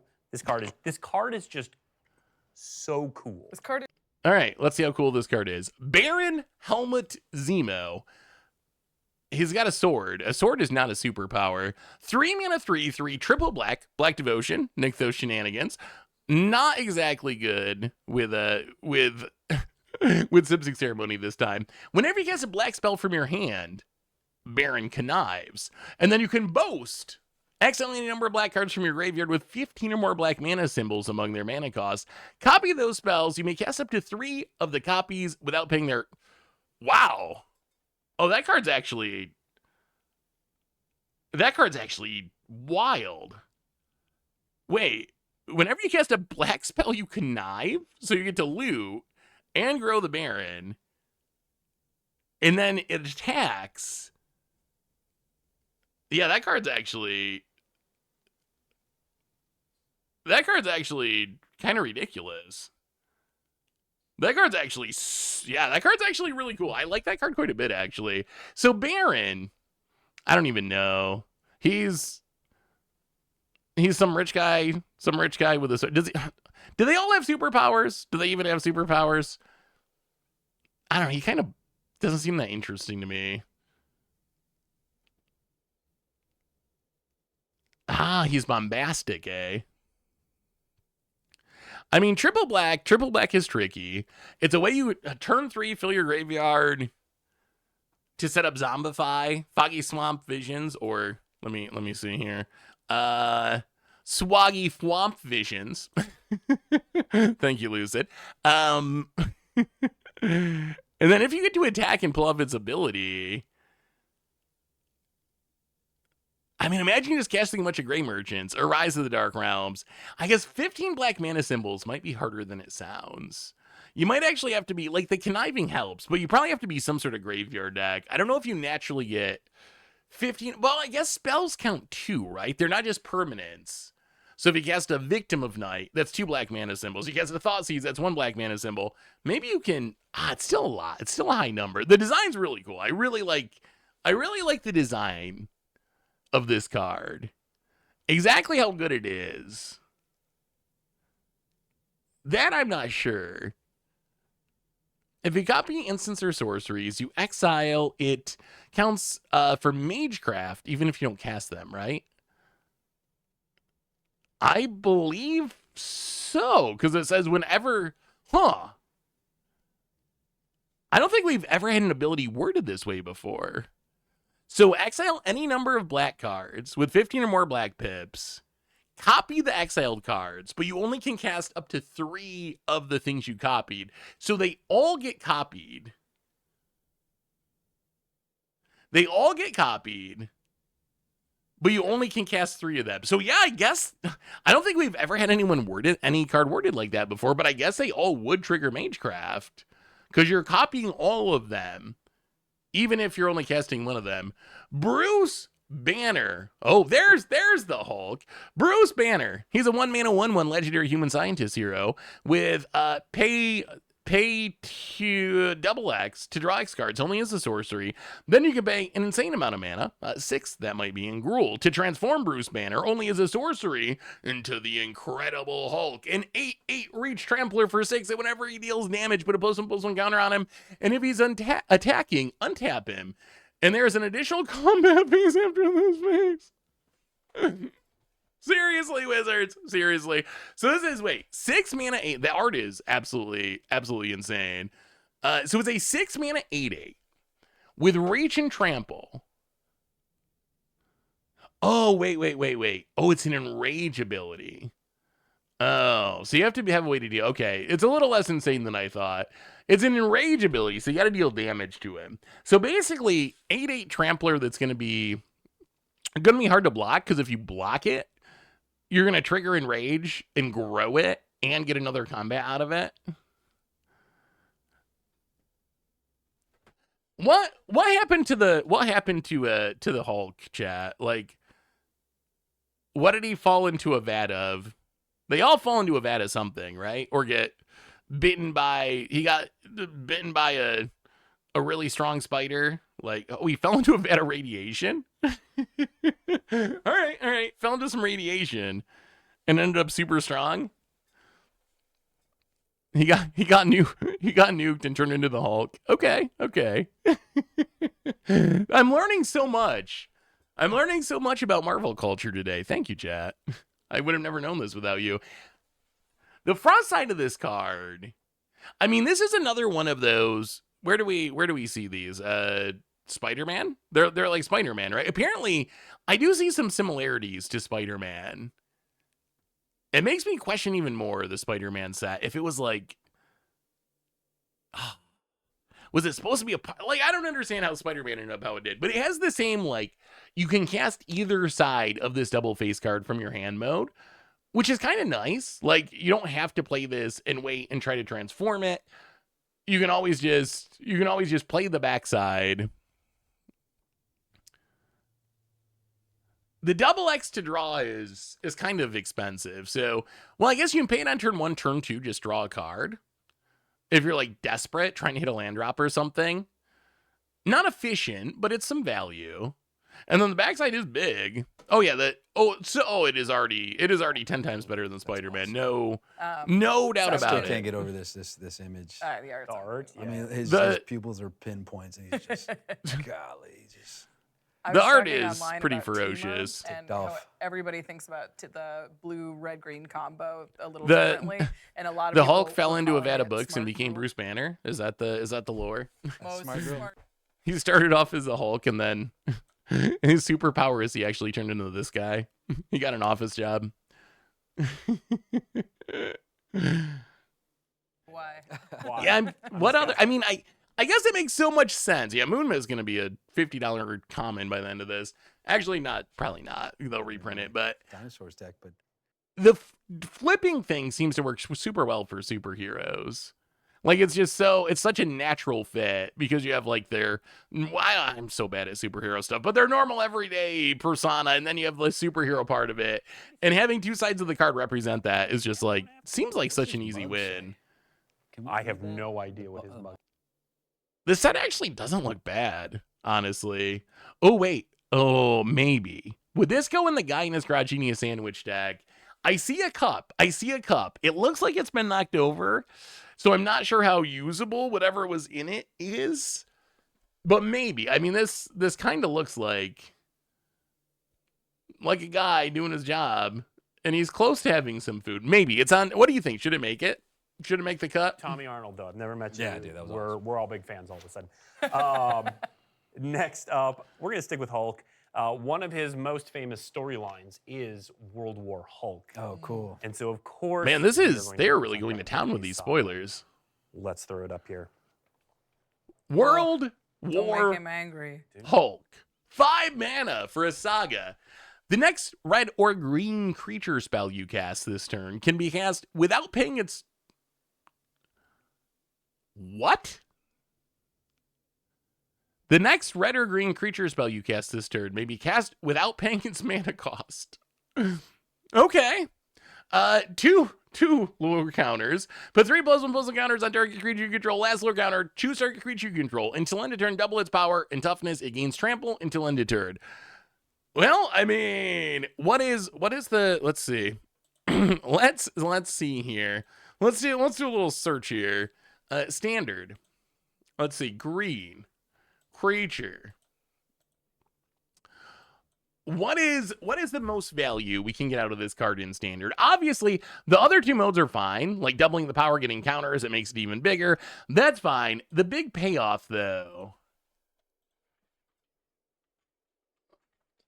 the big payoff is pay 5 to put the next. Oh, I guess it could be green or red. Pay 5 to put the next to cast your next red or green creature for free. Which seems insane. Oh, we have Progenitus. Wait, could we actually make Progenitus good? Actually, hang on. There's a way easier way to do this. Creature. Green or red. Standard. Mana value.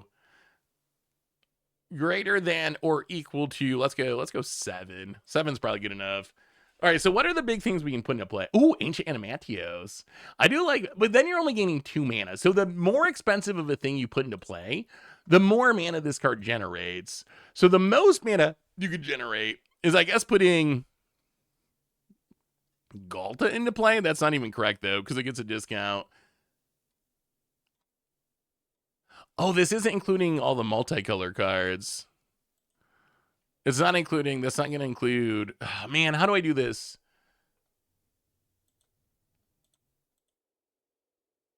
Including, maybe this. Let's see if this works. Including these colors.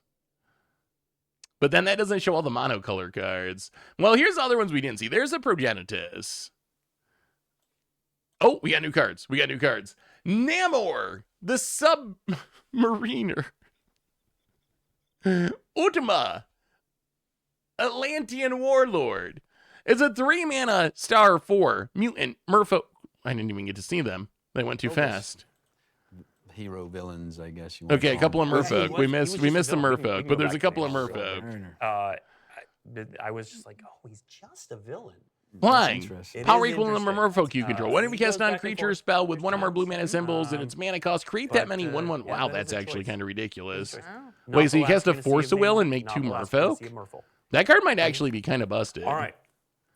Next up, we are bringing back some iconic pretty art. cool booster fun treatments for this set. All right, Blake. Including the Merfolk are back. Iconic Covers program, which shows off covers from past I will say comic one of the books parts of Spider-Man with I main characters. did And like we're going to show some of these. was we I had, actually did earlier. like. So Captain America. I did Super like some of Soldier. the comic book treatments. Oh, dude. This Yeah. is such a That sick looks- magic card. Kirby, man. That just looks so classic cool. Jack. Yeah, and how cool is it to see That looks so cool. Jack Like Kirby I and don't. John Lee Sr. as I don't do artists. comics. I don't do Marvel. I don't care about so Captain cool. The mana America. cost in the top right. But that is so still fun. looks I- just I love the way that super they sneak in clean, the right? text Like, on these. Yep. Oh, that's cool. That's yeah. just a So clean this looking is from card. Captain America 193 in 1970. 25 cents. That's it. All right, great. Nice.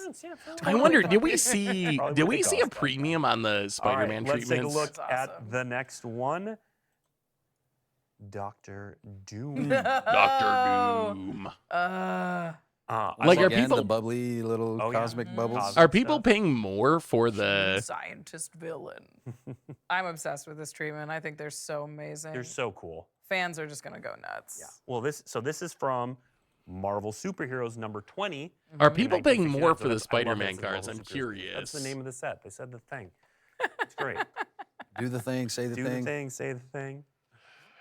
All right, next up we have the Incredible Hulk with Bruce Banner here. Yeah. Look at Oh that. my god. He looks he looks like one of the Oh, characters in the Hulk. Watchmen there. Mhm. He looks The like reveal on this he one's looks like so what's his good. name? Where he's like, oh, I'm just a regular Watchmen man, I do Bruce know. Banner. That's not Just kidding, Marvel, I'm a but that's one of the superhero." comic books I do That's know. awesome. That is great. And this is from Incredible Hulk number 1 in Oh. 1962. So yeah, that was a good get for that. 1962. All right, and the last one of these we are going to show off. I remember. I'm sorry. I know I'm making this. Those guys this are show 3 hours long. still in the background. I remember doing me their and my thing. brother. We had a tiny version of Amazing Spider-Man number 1, Okay. and we were convinced because we went to the Beckett Guide. We were convinced we had like a $200,000 comic because it was the number 1. Yep.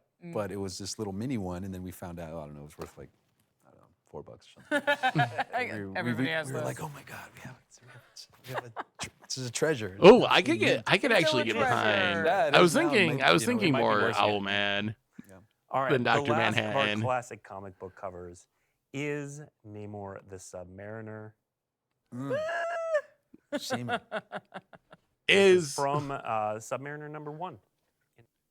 you know in Rick and Morty how there's like the villain that's like I can't remember his name, but he's like the guy that's out in the ocean. He gets mad because they like landed in the ocean. And he's like super over the top. Is that supposed to be a spoof of this Submariner thing? Is that what he's supposed? Is it a parody of that? Okay, Mr. Nimbus, is that supposed to be a parody of this Submariner guy? Ah, okay. Look at the showcase panels for the coming of Galactus and World War Hulk. Oh come on. man, these are the best. The comic battle I cards love look these fine. I cards. actually think the ones before this look better. This is great. The covers look so good. Organized, I guess. And that's from someone who doesn't care about comics. I Yeah, still that would think be they like look good. 90s I don't even know era. why I think they look good because I don't care about comics, but they do just look so good. Well, then they have Scar on the top there, Mm-hmm. but that was when that the Planet Hulk stuff. The Planet Hulk, yeah. But I guess so it all World War Hulk, he folds came into from that. Planet Hulk. That's right. Yeah, he was on Planet Hulk. It exploded. See, this is what. Wait, there's a Planet Hulk? Is that where all the Hulks come from? Then how is he Bruce Banner? Wait, is that a huge hole in the lore? Wait, Marvel. Explain that to me, Marvel. Why is there a Planet Hulk, but the Hulk is actually Bruce Banner? So he went to like the Hulk homeworld? Oh, they exile him to it and it becomes Planet Hulk. I see. That makes a little more sense. He becomes the king of Planet. Maybe I got to read comics. Maybe I. Now I kind of want to know how do we end up with a Planet Hulk? Yeah. Heralding is coming. That is. So in this, I imagine Galactus was coming to eat the Earth. Is that the storyline there? Like Galactus is coming to eat the Earth, and they have to save Earth from Galactus. Partner source material. Ooh, all right. So these are Give much us like something the good comic for book Arena. covers. This is actual real comic book art. These are not necessarily from the covers. These are going to be from covers, interior panels. All right. But they're all gorgeous and they're all amazing. Give us And something they fit good. so well. Oh, what's up, Cat also- Cam fan? Yeah, I'm not Yeah, a but anyway, superhero, so not a Merfolk fans, superhero we're guy not done either. with Although I you. think this that Let's looks take way a look better at than Lord of Spider-Man Atlantis, did. Harbinger of the Seas. Yeah, look at that. Powerful Okay, classic Mr. Merfolk Nimbus. staples with Namor. All right, Mr. Nimbus, Absolutely. sure. I mean, sure. these fit so well into the magic world. The Mm-hmm. crossover's perfect. Lord of The names Atlantis, didn't even need new to. to Arena, No. right? I don't know if that matters. Maybe we Love how could have like menacing these timeless merfolk Merfolk deck. are. We need Mhm. Ether Vial. Mhm. They need to add Ether Vial to Arena to Yeah, give these are those awesome. creature decks a shot. All right, And like, next up, maybe and, like, it timeless. may be my single favorite piece of art in this set. It's just gorgeous. Let's see, Ephemerate. oh. Right? I I've seen the actually, like- classic comic book art showcase. that looks very It's modern to really me. exciting. Yeah. That's perfect. You know, I don't know. I like, actually think that art is not like that. What movie was it with all the Marvels in it? Where they That- keep no, I popping don't up know. in and out. I like the That's what it old was. school Yeah. looking Yeah. art. This Also, looks more modern. Light based. She can kind of It disappear. reminds me of like the Final back. Fantasy 16. Like those are my That's least Monica favorite on the Rambeau. Final Fantasy sheet. We're all like Yeah, the Final Fantasy Photon 16 or spectrum. whatever it was, like the most modern one. This yeah, one looks that kind of art is modern to just me. I'm kind of mad on it. Perfect for Ephemerate. That's fine, but All like right. Next it's one okay. is It's not going that to bad, be, Bear. It's not that bad. We all live on the internet. Mhm. We've all seen the meme. Wait, we got a meme? That's not the original comic book text. This is the original, actual comic book text Okay. for Horn of Greed. I wish I could see chat right now. This is so it is good. Fool Dr. Doom does as he pleases, not toots as he pleases. Toot. But I love this card, first of all. But second of all, like, Toot.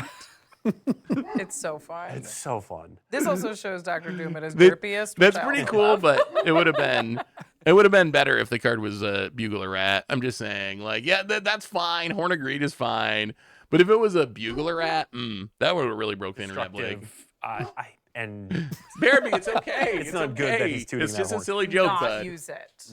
Well, It's okay. unless you want to draw a lot of cards. That's true. Hey, what are you so riled up? All right. Amazon's dropping off. So this next card It's is okay, it's actually Amazon. 3 cards. It's Amazon. And this was one. It's that made me- Amazon. the one in the center that we're going to see is one that made me gasp when I looked at this. Oh, maybe But we couldn't do this without doing heroic intervention. Of course.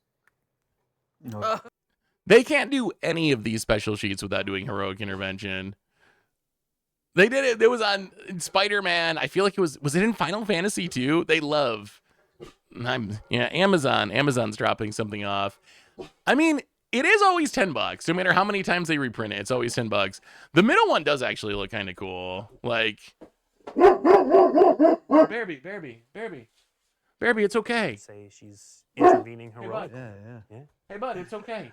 Bear, Look Bearby. Look at Tony in this. I mean, buddy. he's just like looks like Burt Reynolds in that one poster where It's okay.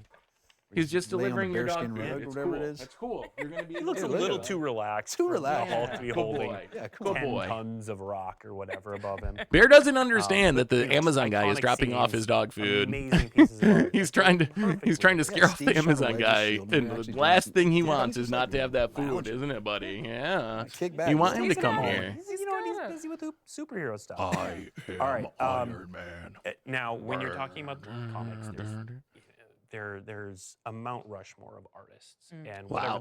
whatever your Mount Rushmore is, Alex Ross has got to be on it. So getting I an don't even know Alex who Ross that piece is. in here Is he right, chat? Is insane. Alex Ross Let's see, Force of Vigor. on the Mount Rushmore of comic Go, guys. artists? This one's insane.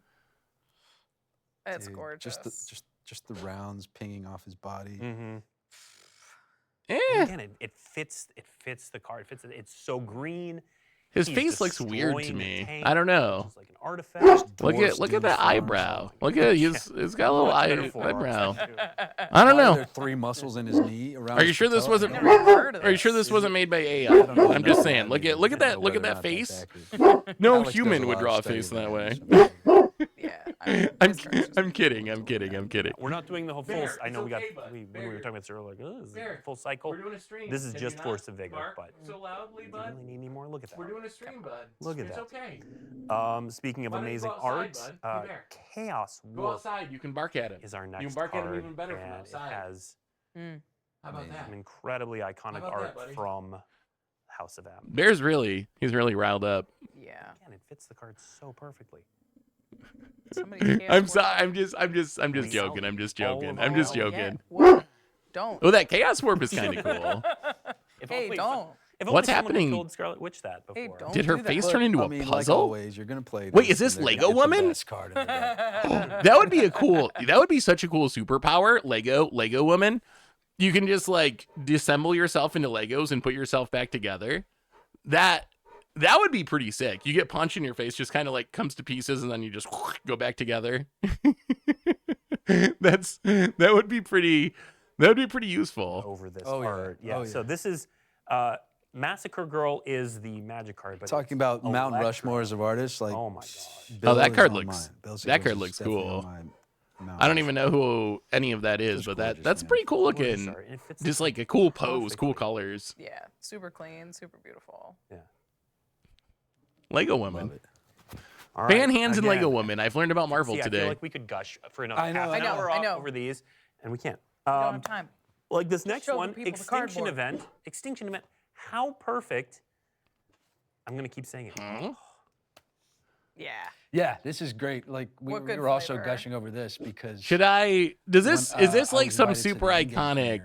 premiere, when Is they this were like a doing super two-part iconic moment in-game or event, something? Obviously, did the Infinity Gauntlet. See, I so- don't know what this is, And, so I don't know. Clark Gregg, I don't know what they're showed up with referencing. my $1 copy of Infinity Gauntlet that I got. Oh, in Thanos Hollywood. snap. And, I see. And I was on the on the carpet because I just needed something to do with my hands. Kills And I half the rolled up and universe? told him. They asked me Jeez. about it, and then Clark was like, "Man, you should get that signed." I was like, "What do you mean?" He's like, "Jim Starlin is sitting 2 rows behind you," and so I had Jim Starlin sign my Infinity Gauntlet. But this is, yeah, dude, that is. But I mean, like, I've yeah, heard I mean, I've heard the shoot, term Thanos snap even- It's before. perfect. Oh, I didn't know that was Thanos that snaps though. his the fingers. lithographic kind of feeling of that. I don't big know. I thing. kind of like the Ooh. toot Yeah, one this better.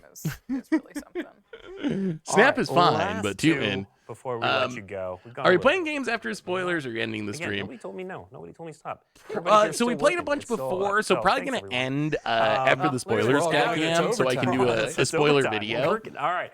But look at this, Douthy Voidwalker with Black Widow. And of course, Black Widow. I wouldn't play that one. A card, I think I'd play maybe original more in the Douthy. main set, but That one, fits- I'm kind of fits meh so on that well, art. man. It's And Douthy whatever. Voidwalker's Like, such a powerful sure. card. Is she shooting a gun? Is that a gun fact that- being shot there? What is this There are more cards explosion? in this set. There's so many Yeah, more I'm cards. sorry, I- Cat Cam.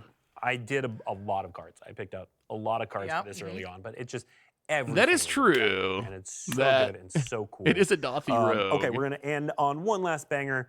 Again, All right. this just so it's Dig Through Time. This is one of my favorite cards. Dig I'm obsessed with through this one. It's time. so gorgeous. Just this art. I will say and, like, the background of yeah, that looks he's super digging through cool. time. That's what he does. I actually think it would look That's what kind of makes me better if feel you like took the to dig guy through out of it and it time. was just like Yeah. swirly outer space. what we're I doing. would Digging actually over love time. that. But even with the This guy is- in there, this it's one still is my still pretty favorite part cool. of the shot. He is strapped up. I mean, The come background on. just looks also so that well rifle with done. forearms. Yeah. Yeah, that's.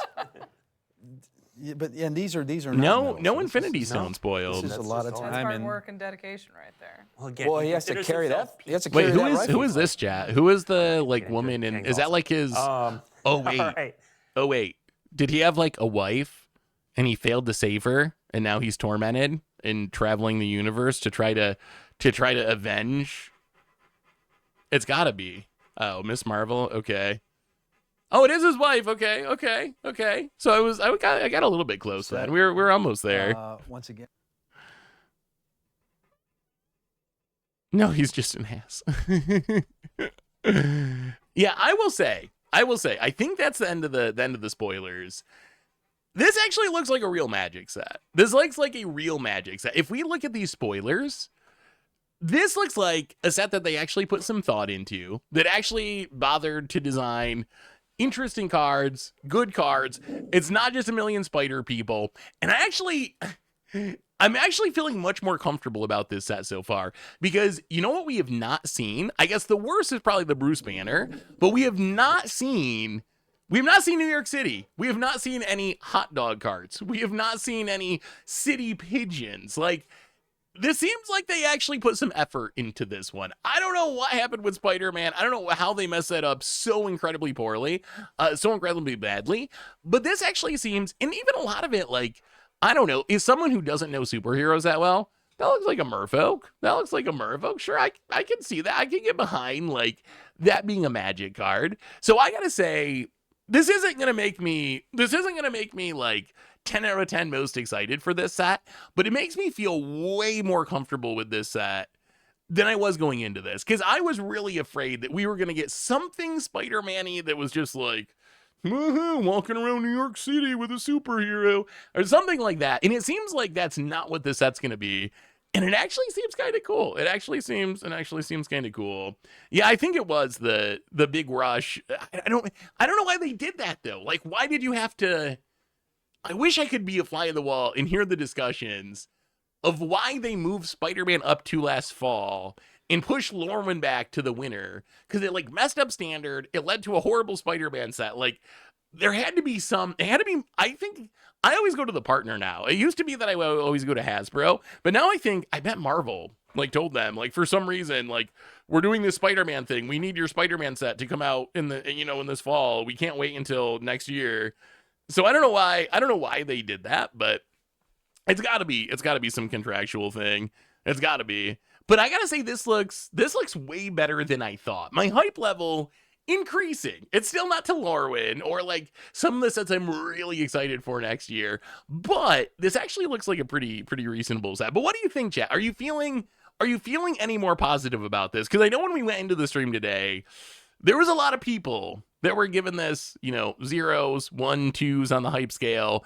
Now that you've seen some cards, there's some really cool designs too, like the red 1-drop that puts himself into play. Captain America looks powerful. Like, there's some really super scroll, whatever that is. Like, there's a bunch of really cool, just like fun playable cards that should be interesting to play with. We have villains as a supported archetype now, which makes a lot of old cards make more sense. We got Merfolk getting some love, which we haven't gotten in quite a while.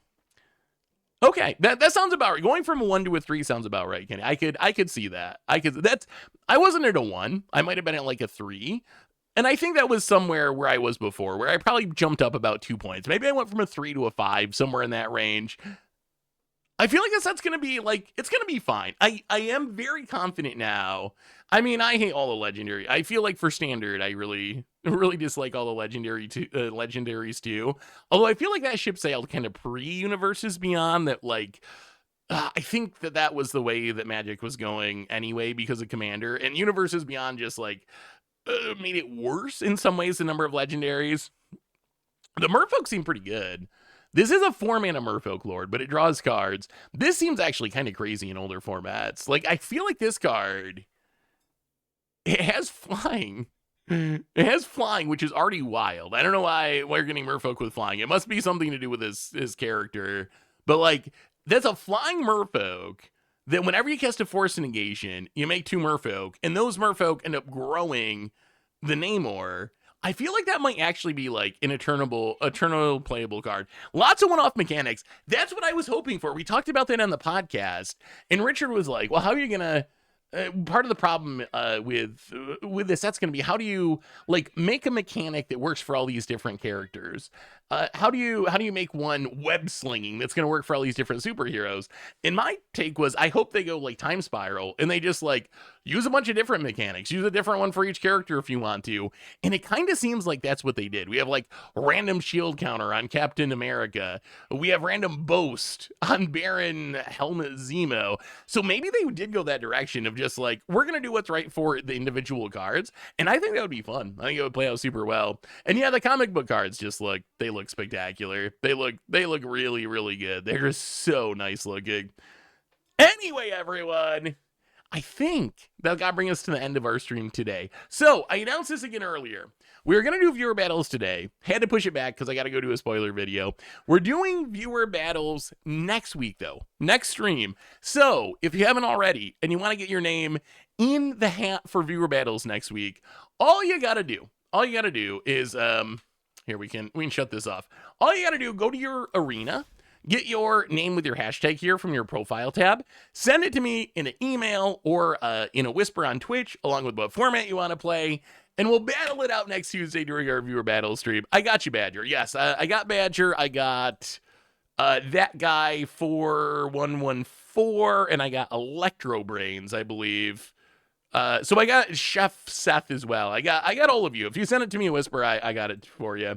And if you emailed me like before, like a week ago or something, I still have it. You're still on the list. So anyway, everyone, I think that brings us to the end of our stream for today. So reminders on the way out the door today. Let's see, replay YouTube. That's Saffron Olive at mtdgoldfish.com is the email, or Seth at mtdgoldfish.com goes to the same place. Anyway, a reminder that our sponsor today is Card Kingdom, and if you need some magical cards, you can get them over at cardkingdom.com/mtdgoldfish. Also, normal YouTube will have a spoiler video soon, replay YouTube for anything else you missed, and most importantly, thank you to all of you. Y'all are amazing and awesome, and it's always fun to hang out and talk some spoilers with y'all. Thanks for being awesome, everyone. I hope you have a great day, have a great week, and I will talk to you soon.